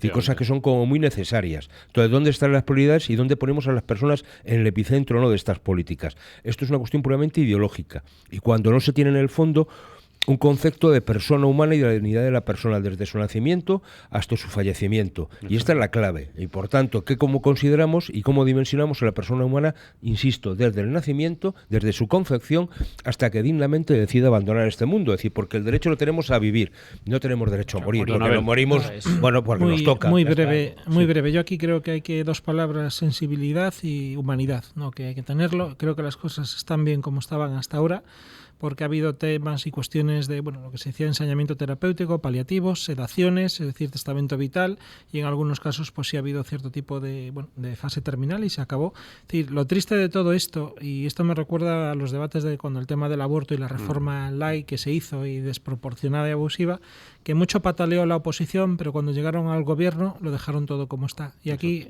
me da mala espina, pero cuando se apruebe esto, dentro de unos años, cuando cambie el gobierno, todo va a seguir igual. Con toda seguridad. Los solicitantes, lo aclaro para los oyentes, deben tener nacionalidad española o residencia legal en España y disponer de la información que exista sobre su proceso, las diferentes alternativas y posibilidades de actuación, incluida la de acceder a cuidados paliativos. Eso dice la norma. Deberá haber formulado la solicitud de manera voluntaria por escrito y firmarla en presencia de un profesional sanitario que lo rubricará, tras lo que se abre un plazo de 15 días. Efectivamente, si tiene capacidad. Y turismo europeo para venir a morir aquí. Si tiene capacidad y si no se sustituye su voluntad. Tiene un montón de lagunas por donde ya sabemos lo que se va a colar. Pero lo que es muy fuerte es que a un señor que se dedica a hacer estas cosas le pongan una calle, o sea, con todo el cariño. Así es. Vamos a dejarlo aquí, no tenemos más tiempo. Gracias, profesores. Ha sido un auténtico Muchas gracias, un placer. Un lujo tenerles siempre aquí los miércoles con nosotros. 9:57, escuchamos las noticias de las 10 en punto y continuamos. Tenemos todavía 2 horas por delante en Buenos Días, España. Son las 10 de la mañana, las 9 en Canarias. Muy buenos días. Empezamos en el Congreso de los Diputados, donde comparece el presidente del Gobierno para dar cuenta de forma previa del próximo Consejo Europeo, el que empieza mañana, y hasta la Cámara Baja nos marchamos. Allí nos cuenta todo lo que ha dado de sí esa comparecencia de Pedro Sánchez. Blanca del Tronco. Blanca, muy buenos días, cuéntanos. Buenos días, Rafa. Comparecencia previa, dice Pedro Sánchez, porque el Gobierno hace suyo el mandato de escuchar a todos los grupos políticos con antelación al Consejo y porque es necesario, ante la trascendencia del mismo, contar con la voz del Parlamento. La idea, ha dicho el presidente del Gobierno, es abrir una etapa de diálogo que fortalezca la posición de España ante los 28. Consejo Europeo en el que España, adelanta Sánchez, defenderá en política migratoria que la vía unilateral está condenada al fracaso. El presidente del Gobierno, que ha anunciado que España obtendrá más recursos económicos de la Unión Europea para cooperar con los países de origen y tránsito de la inmigración ilegal, ha mostrado además el compromiso del Gobierno español con la defensa del derecho de asilo y con la necesidad de abordar el sistema europeo que contempla esta figura. España es plenamente consciente y está plenamente comprometida con la defensa del derecho de asilo y con las garantías de aquellos que necesitan de protección internacional. Y en este sentido quiero manifestar el compromiso del Gobierno de España por la necesidad de abordar la reforma del sistema europeo común de asilo, pero siempre, insisto, bajo la asunción de que la migración irregular requiere de un tratamiento distinto del de los refugiados. Sin duda, la clave en esta materia es alcanzar el equilibrio necesario entre responsabilidad y solidaridad.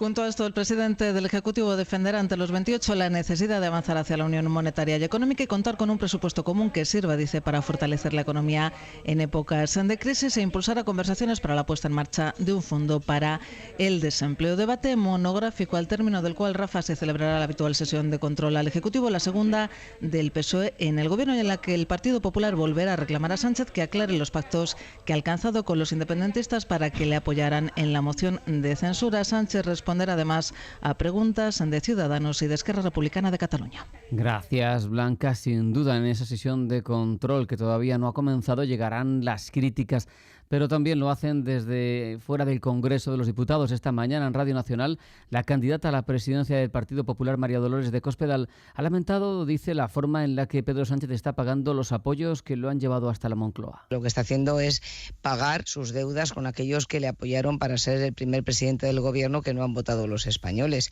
Me parece absolutamente improcedente que esté pactando, por ejemplo, por encima de la dignidad y del respeto que tenemos que tener a la memoria de las víctimas del terrorismo y a lo que ocurrió, y después de la lucha que ha tenido la sociedad española, que esté pactando el acercamiento de presos al País Vasco para pagar la deuda o el apoyo del Partido Nacionalista Vasco o de Bildu.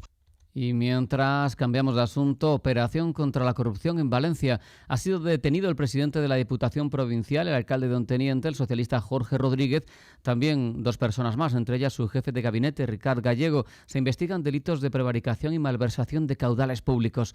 Y en el exterior, el Supremo de Estados Unidos ha avalado el decreto del presidente Trump que limita la llegada de personas procedentes de países de mayoría musulmana. Ha sido una de las mayores victorias judiciales de esas controvertidas medidas de Donald Trump, que se ha felicitado así por el fallo. Hoy la Corte Suprema ha dictado una sentencia que es una victoria tremenda para la gente de Estados Unidos, dice Trump, y para nuestra Constitución. Tenemos que ser fuertes y estar seguros. Trump señala que como mínimo tenemos que estar seguros de quién entra en nuestro país. Sabremos quién entra y de dónde vienen.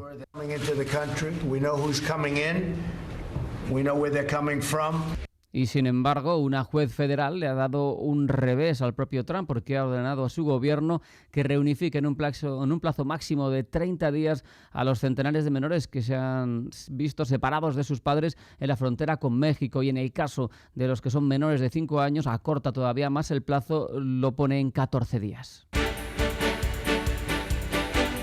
La información de los mercados en tiempo real. Los recortes mandan en esta jornada y los más intensos son para Milán y para Madrid. El selectivo que cae un 1,04% a esta hora, una jornada en la que el IBEX está en 9.538 puntos, un 0,53 abajo el CAC, hasta 5.253 puntos, cede un 0,73 el DAX alemán, se coloca en 12.144 y pierde un 0,67% el Eurostock, se va hasta los 3.346 puntos. El que mejor está yendo hasta ahora es el FTSE, abajo apenas un 0,14, se coloca en 7.528 puntos. Un euro se cambia por 1,16, $55 y 127,91 yenes. El barril de Brent sube, lo hace un 0,42%, está en $76,46. El West Texas arriba un 0,30, se coloca en $70,74. Hasta aquí las noticias. Si quiere estar al tanto de la mejor información económica y bursátil, siga con nosotros y también de forma permanente en intereconomía.com.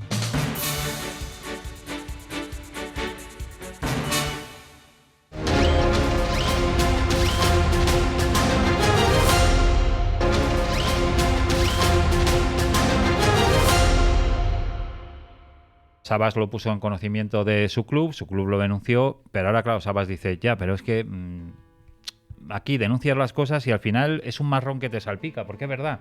Él quería irse de vacaciones ya, tal, y ahora es como que tu nombre sale. Pero bueno, independientemente de eso, el hombre que supuestamente se reunió con Juan Sabas para ofrecerle un contrato de 300.000 euros para el año siguiente es Felipe Moreno, que a la sazón es máximo accionista del Club Deportivo Leganés. Porque, aunque no esté, porque nadie puede ser propietario de 2 clubes, pero parece ser que Felipe Moreno también está metido en el Cartagena. Estará por personas próximas. Exactamente. Y Felipe Moreno se presentó allí en un centro comercial con el pantalón del chándal del Leganés y la camiseta de la selección española. Yo quiero hacer mucho hincapié en esto, porque si ir a comprar un partido en chándal y con... No sé, a mí no me parece... Este país está perdiendo de verdad, ¿eh? O sea, entre todos tenemos que recuperar un poco porque... Es que es todo de película de Buñuel, o sea. Comprar un partido es malo, Berlanga. pero ya la vestimenta me parece un poco curiosa. Bueno, pues sí, le ofreció esos 300.000 euros a Sabas por un contrato, claro, supongo que para cubrirse las espaldas ante una posible denuncia, pero Sabas se levantó de allí y le dijo, no solo digo que no, sino que vamos a ganar el domingo. Y efectivamente, ganaron y se metieron en segunda. Podría haberle dicho, os vamos a ganar el domingo y de paso me voy a la comisaría. Exacto. Como en Villa de paso, voy a la comisaría de policía, os denuncio y luego además os vamos a ganar. Y solo un minuto para decirte, hablando de fútbol, que hay una polémica tremenda en redes. Bueno, polémica tremenda no, pero se está comentando mucho que Isco ha tuiteado. Hay una información de Diego Torres, periodista del País, bastante dado a esas informaciones que generan polémica, titulado La ira de Iniesta y la crecida de Isco, que dice que no pegan bien en la selección, que Iniesta está un poco harto, por eso el otro día estaba de mal humor y tal. Pues el gol le salió muy bien, ¿eh? El gol le salió muy bien, fue asistencia, se abrazaron, pero en fin, Diego Torres, yo no voy a decir nada, pero sí voy a dejar que Isco ha tuiteado, Diego Torres, definitivamente eres muy, pero que muy malo. Y le ha puesto el enlace de esa noticia de Diego Torres. Isco se ha lanzado abiertamente. Una cruzada de crítica al periodismo que no puede ser más justa, por otra parte. O sea, Isco dice, se acabaron los paños calientes. Es el momento de hablar. Sí, ya tuvo una hace poco con Juanma Castaño y ahora ha tenido esta con Diego Torres y está siendo muy comentada. Sí. Bueno, pues de todo ello se está hablando en Twitter y en Facebook. Gracias, Ferchu. A ti. Vamos a comentar con Laura Mena lo que vivió ayer en la Residencia de Estudiantes de Madrid. Bueno, pues ayer fue el fallo del 18º Premio Internacional Gerardo Diego de Investigación Literaria. Fue fundamental destacar por el tribunal que el premiado fue un escritor italiano, ya que en todas estas 18 años ningún premiado había sido extranjero, sino todos españoles, pero este premio es internacional. Sí. Entonces lo quisieron destacar.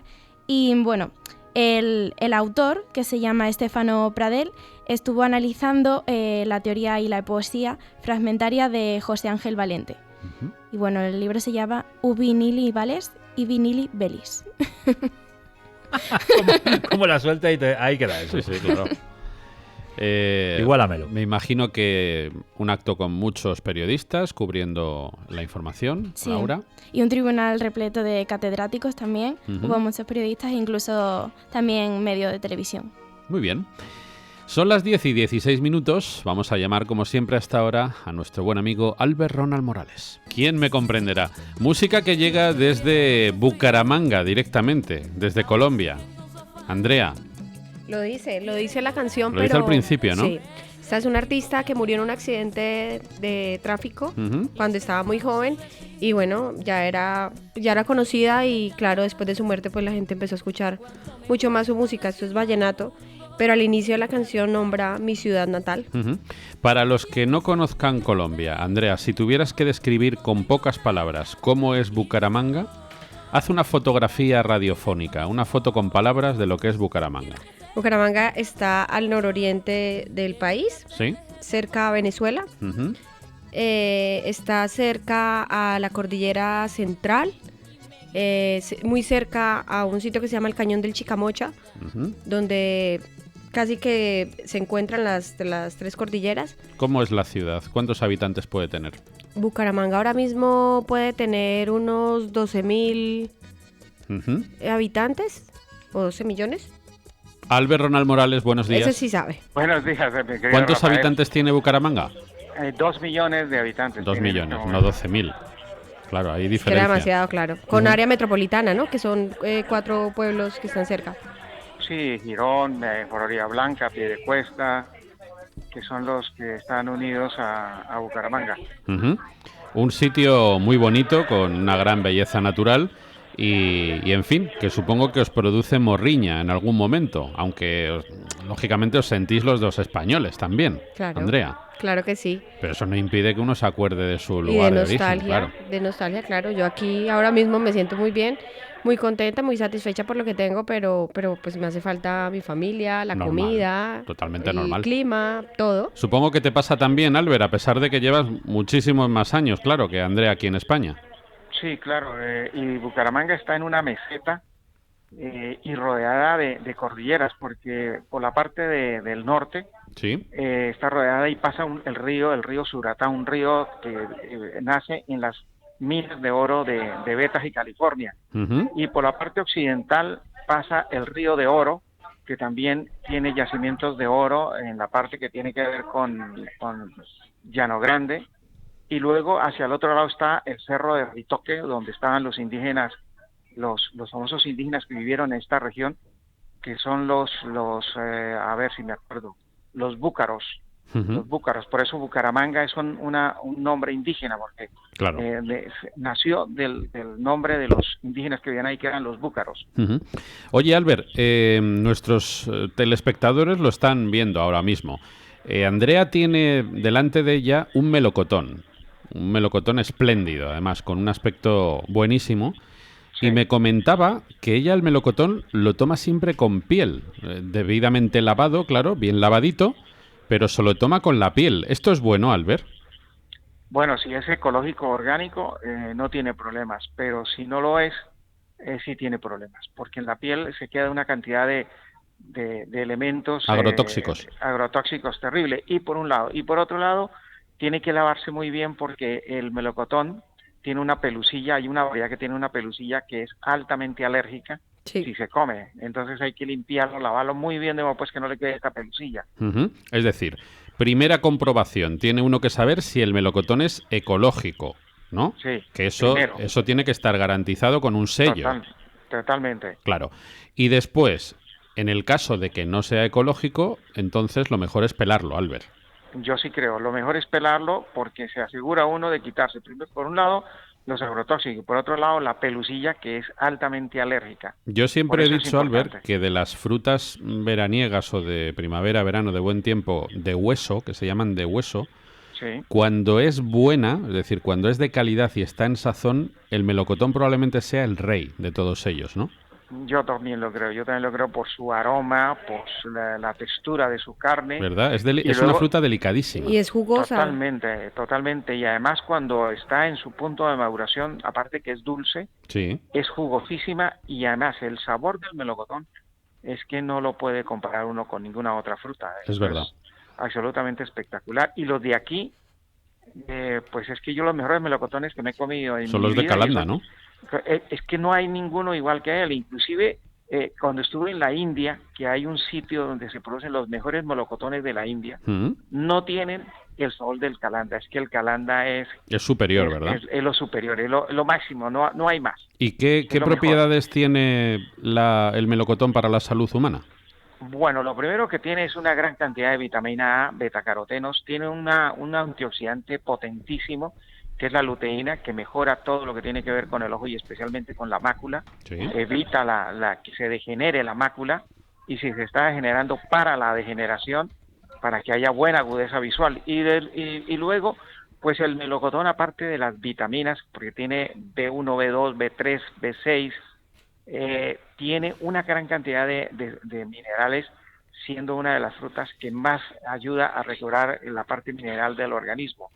Tiene calcio, tiene hierro, tiene manganeso, tiene cobre, que es muy importante, especialmente el manganeso y el cobre para la tiroides, y desde luego tiene una sustancia que a mi modo de ver es importante, por eso la llamamos también la fruta de los niños, porque tiene fósforo, que ayuda a que los niños que están en formación, su cerebro y todo su organismo, pues mejore, porque es lo que hace que tengamos un muy buen cerebro, porque el fósforo es el elemento fundamental del cerebro, y para que haya una muy buena y larga vida en el cerebro. Qué bien, pues hay que darle al melocotón, que además ahora se encuentran algunos a precio más o menos aceptable, dentro de que es una fruta que, siendo de calidad, no es barata. Pero es un buen momento para aprovechar y para darle al melocotón, ¿verdad?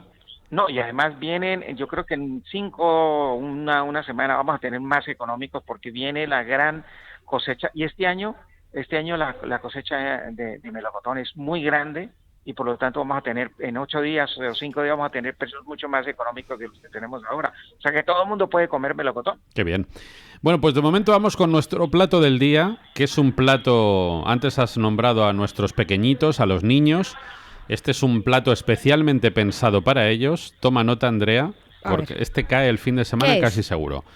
Vamos a preparar, Albert, atención, ¿eh? A ver. Canelones de verano. Oh, qué bueno.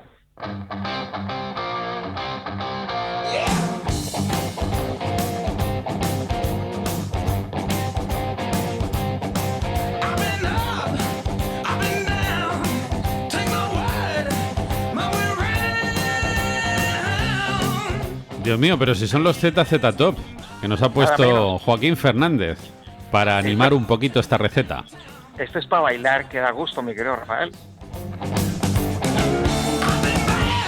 Bueno, vamos a usar para 6 personas 12 láminas de pasta de lasaña de sémola, Albert.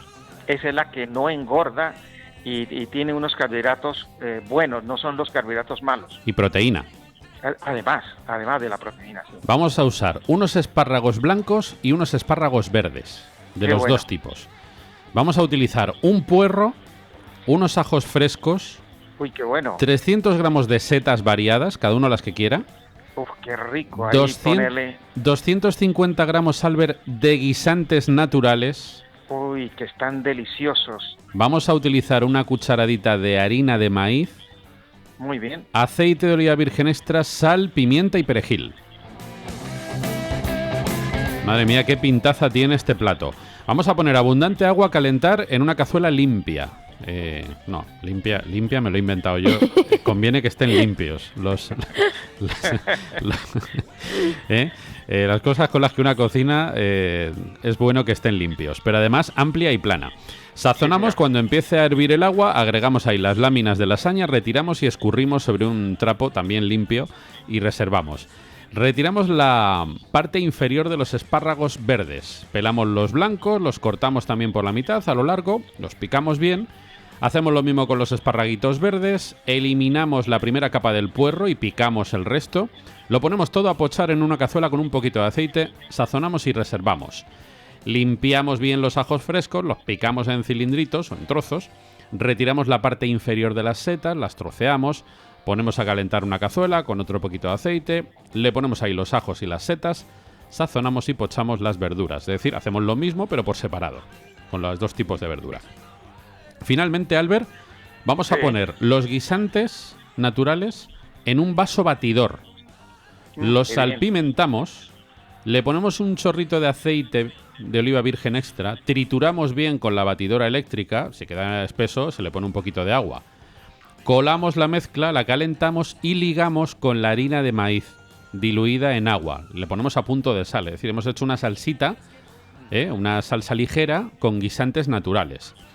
Y finalmente rellenamos las láminas de lasaña, la mitad con el relleno de espárragos con puerro, la otra mitad con las setas y ajos frescos, servimos los canelones y le ponemos nuestra salsita de guisantes por encima. A mí esto me parece un auténtico espectáculo, Albert, ¿eh? Bueno, pero mira que este plato, lo que se trae en 3 manos, es que este plato lo pueden tomar los veganos, lo pueden tomar los vegetarianos y absolutamente todo mundo, desde los niños hasta los niños de 90 años que nos escuchan, ¿no? Y a propósito, Rafael, quiero enviarle a través del programa un saludo muy grande a Mari Carmen Villalba, que acaba de cumplir 102 años. Qué nuestra oyente más antigua, que está con nosotros, más mayor, y que sigue estando vital y un ser humano maravilloso como es ella. Una Le católica enviamos también. Un beso muy grande a nuestra amiga Mari Carmen, ¿eh? Sí, un abrazo para ella y esperamos que esté bien de salud como la hemos oído. Bueno, pues esto es para todo mundo, es decir, para personas mayores, niños, todo mundo, porque primero, la proteína que tiene es una maravilla, fíjate. Las setas tienen, dependiendo de la variedad que le pongamos, podemos llegar a un 28% de proteína. Luego, los guisantes tienen un 9%. Luego, la harina que hemos utilizado de maíz para hacer la salsita tiene un 6%. Y luego la sémola tiene un 9%. Como ven, la proteína, esto está... Más que suficiente, ¿no? Claro, a pesar que no tiene ningún tipo de proteína cárnica, pues la proteína es altísima, la cantidad de proteína que estamos comiendo, y es de primera magnitud, o sea, de primer nivel esta proteína. Luego, ¿qué tiene? Vitaminas a raudales por las verduras que se le ha puesto, por las setas, por los guisantes y, en fin, por todo lo que tiene, vitaminas por todos lados, hay a raudales. Sales minerales casi que está completo. Oligoelementos es tal vez el plato más rico en oligoelementos. Y luego en micronutrientes, este es uno de los platos fabulosos en este aspecto que hemos dado el último año. Y en fitoquímicos, pues es que tiene una variedad tan grande en fitoquímicos que es un plato terapéutica. Y luego en sabor y en color, y pues es que para mí esto es un plato universal. Esto es de los platos que da gusto darlos y que los puede tomar absolutamente todo el mundo. Y para mí este sería plato único. Y no hemos dicho una cosa, Albert, importante. Las calorías. Y es que las calorías bajísimas, pero es que el precio... O sea, es difícil hacer un plato tan barato como este, ¿eh? Es que es increíble, es un plato súper económico y además abundante. Sí. Y viene lo que nos interesa ahora, porque nadie quiere subir de peso, al contrario, estamos bajando de peso. Sí. Pues este platico, mi querido Rafael, podemos tú y yo echarnos dos. Hombre. Porque solamente nos va a dar 150 calorías cada uno de ellos. Pues dos y medio, entonces. Por lo menos. Porque y además se puede tomar caliente o también se puede tomar frío, que es otra cosa importante. Sí. Totalmente. O sea, que es un plato maravilloso. Felicitaciones, porque hacía mucho tiempo que no dábamos un plato tan universal como este. Bueno, están viendo Andrea y Laura el aspecto, ¿verdad? Tiene una pintaza. Es increíble. Me encanta la emplatada, se ve verde y los canelones son grandes. Pensé que iban a quedar más pequeños. Muy bien. Pero a ver, y esto los niños lo ven en el plato y es que les entra por los ojos. Con la mano. Sí, lo cogen directamente para llevarlo a la boca. Albert, y hacer para esta receta usar guisantes de bote es muy malo. Claro, porque los guisantes de bote tienen conservantes. Claro. Sí. Entonces lo mejor, y es que los guisantes están ahora en cosecha. Todavía están maravillosos. Están maravillosos y a un muy buen precio. Porque también una posible solución pueden ser los congelados, Albert. Sí, eso te iba a decir, Andrea, que si tienes en el congelador, los descongela, y esos también son buenos, porque lo que tenemos que evitar en la alimentación es tomar lo menos posible de elementos tóxicos, claro. Químicos. Hoy me llegó un informe sobre la morbilidad de gente que ha muerto el año pasado por contaminantes en edad prematura, que da miedo aquí en España. 30.000 muertos producidos por contaminación en edad prematura. Eso es terrible, mi querido Rafael, aquí en España. Pues vamos a dar un teléfono para más información y para el tamarillo, Albert. Hombre, los tamarillos, los repitentes, siguen repitiendo. Yo pensé que iban a parar. No, siguen repitiendo y gente nueva. ¿Cuánto es lo máximo que se puede tomar, Albert? Pues hay personas que les hemos hecho repetir 20 días más, o sea, un doble tratamiento. 20 días se descansa un tiempo y se vuelve a hacer los 20. 5 días, se descansa 5 días y se vuelve a tomar. Pero hay otras que han hecho 10 días y otros que con 5 días más han bajado lo que han querido, porque es que dependiendo los centímetros, sobre todo la gente se fija mucho, Rafael, curiosamente, no tanto en el peso, sino cuánto volumen se va a perder, porque la idea es cómo vamos a estar en la playa y cómo el bañador entra, ¿no? O sea que es más importante el volumen de quitar los michelines y los flotadores que el peso que se pierda. Pero lo que sí hemos visto es que el 80% de la gente que le ha hecho efecto han bajado como mínimo 4 kilos, que eso es una cosa increíble, entre 4 y 4 kilos y medio ha sido el récord. Y luego en centímetros entre 2 y 6, y el récord está en 8 centímetros, que eso ha sido absolutamente espectacular. Pues vamos a recordar ese teléfono por última vez, Albert. Claro que sí, es el 91 619 5414. Lo repetimos para los oyentes que nos quieran llamar. 91 619 5414. Un abrazo muy fuerte, amigo. Un abrazo y espero que no pasen calor, mis queridos amigos, y para los oyentes un abrazo, mi querido Rafael. 10:34. Buenos días, España.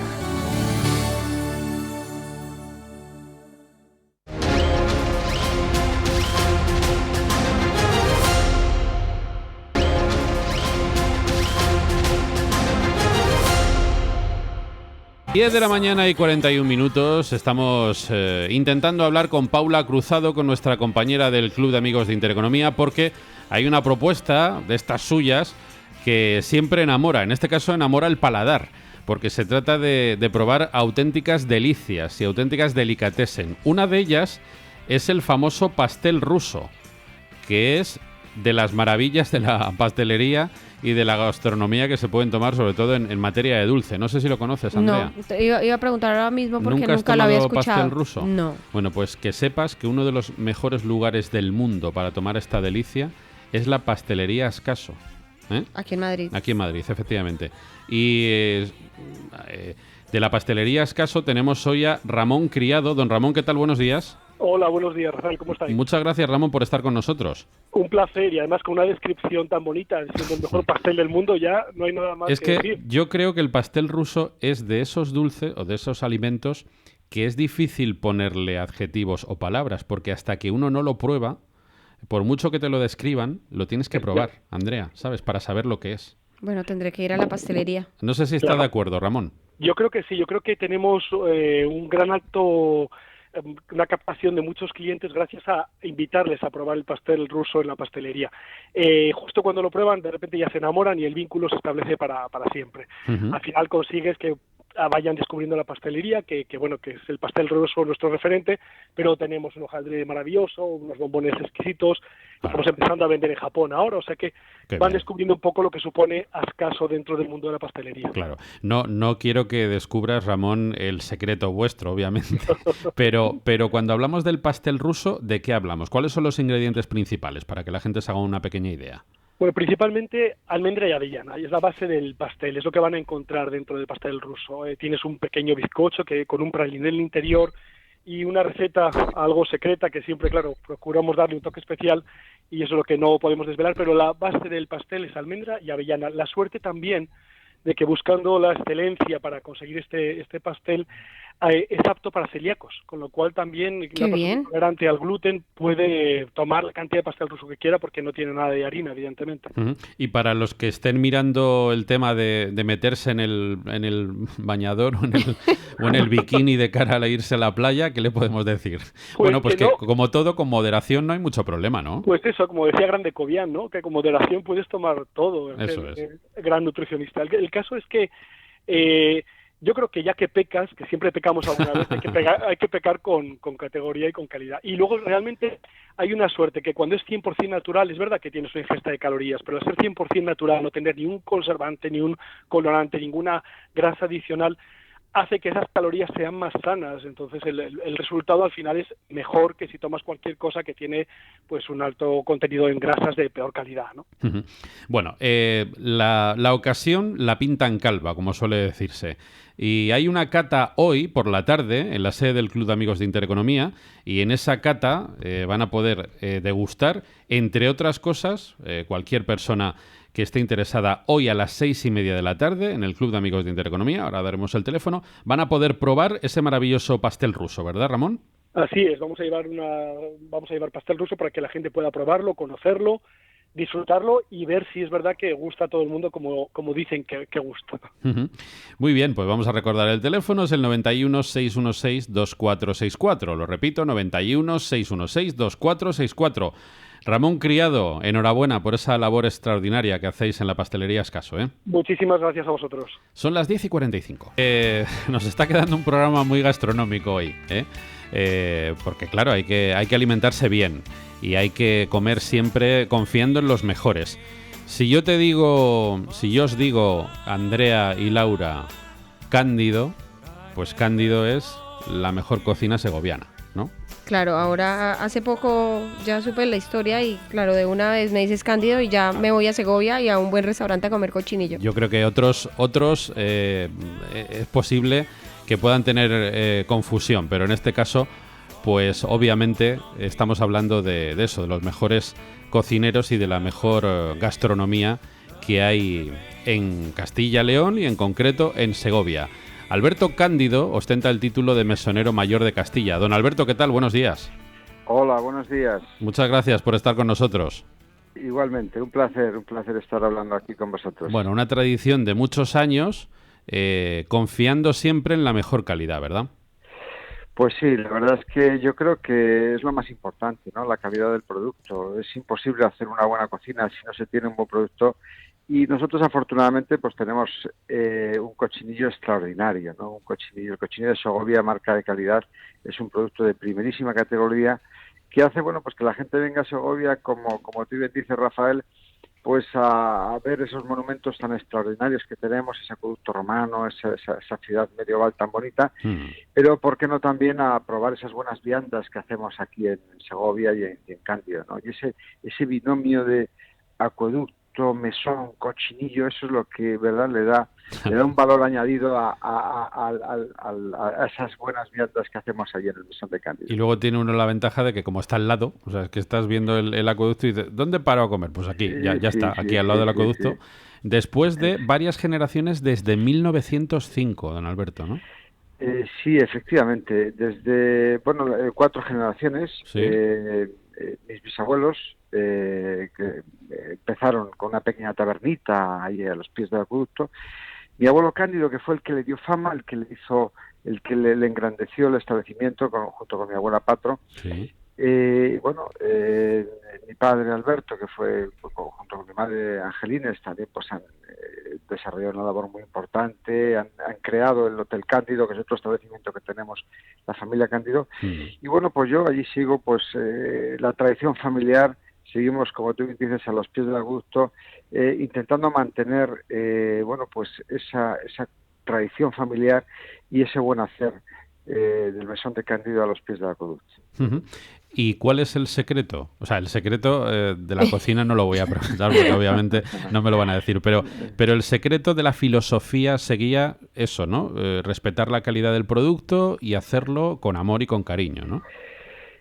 Bueno, el secreto está en el trabajo día a día, ¿no? El considerar a todos los clientes como el cliente más importante, el estar muy pendiente de la materia prima todas las mañanas cuando llegan los proveedores, el cuidar muchísimo el servicio, el mantener esa historia y esa cultura que respiran las paredes del mesón de Cándido y bueno, pues el conseguir que el cliente se quede satisfecho y vuelva, ¿no? Y ahí es el secreto del trabajo bien hecho. Y el secreto del cochinillo pues es muy sencillo también, ¿eh? O sea, la receta del cochinillo es agua, manteca de cerdo y sal, no lleva nada más.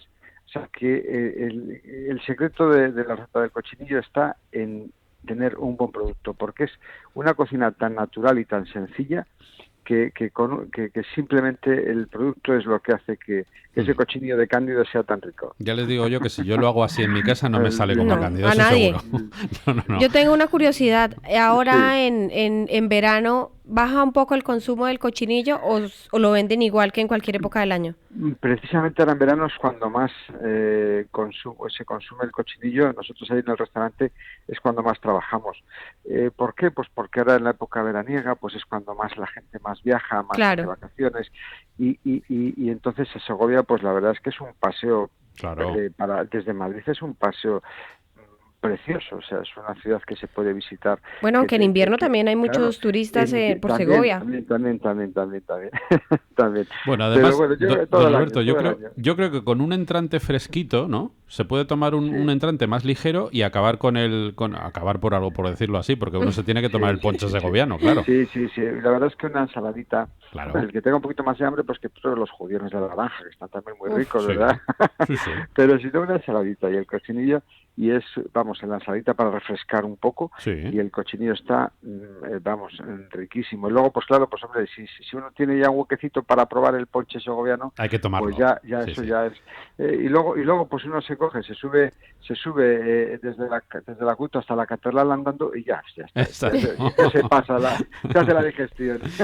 Pues no tenemos tiempo para más, pero ha sido como siempre un auténtico placer poder hablar con la cuarta generación ya, Alberto Cándido, mesonero mayor de Castilla y ahora mismo patrón de ese barco maravilloso que es el Mesón de Cándido en Segovia. No dejen de ir porque es calidad, por cierto, lo tengo que decir, a un precio muy asequible, muy razonable para lo que a uno le dan en ese sitio estupendo. Don Alberto, un abrazo muy fuerte y felicidades, ¿eh?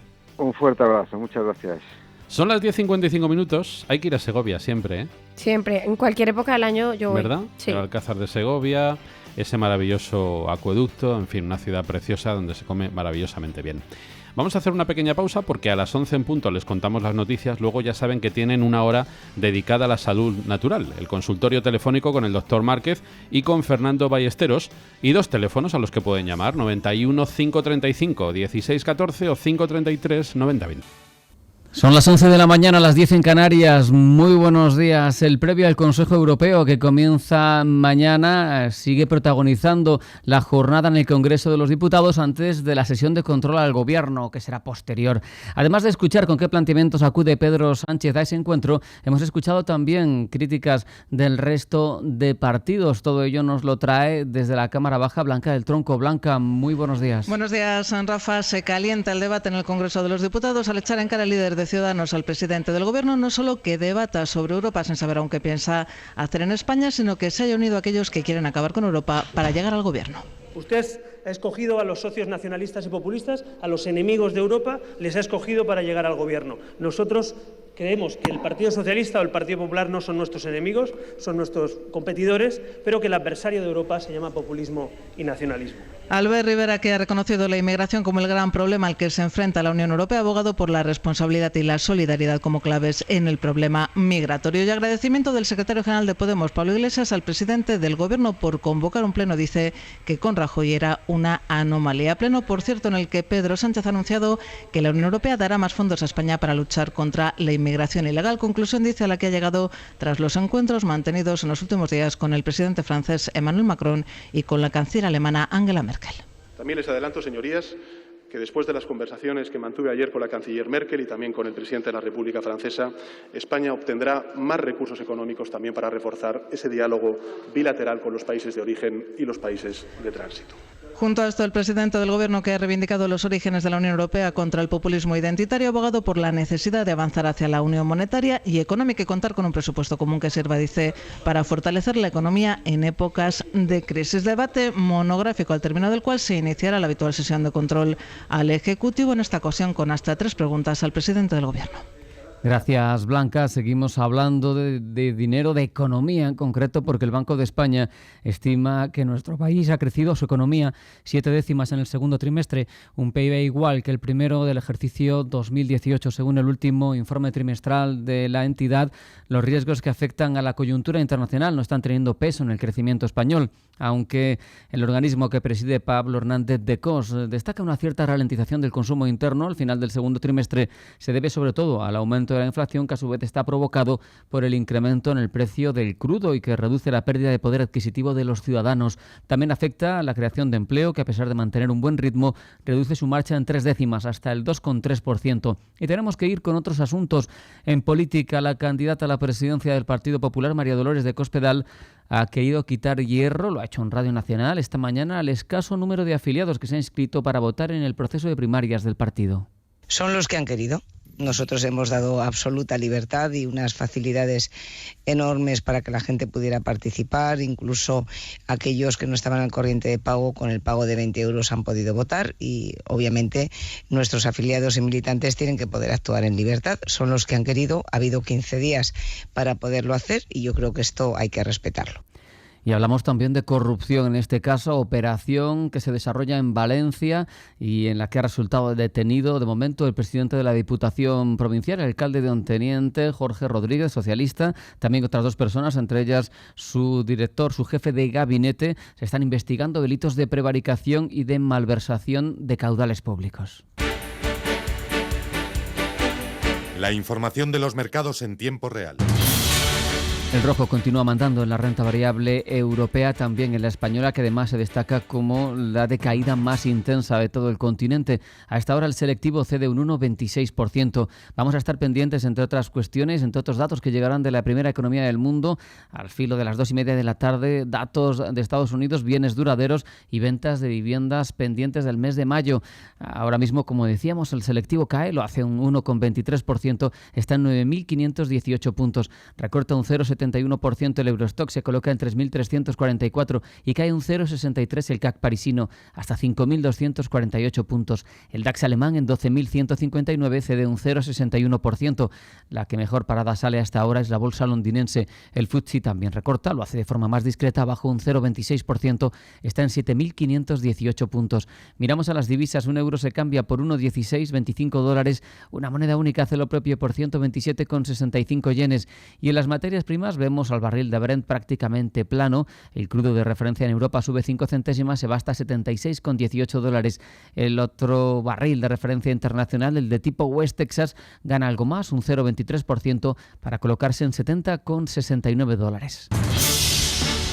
Hasta aquí las noticias. Si quiere estar al tanto de la última hora, de la mejor información económica y bursátil, siga con nosotros y de forma permanente en intereconomía.com.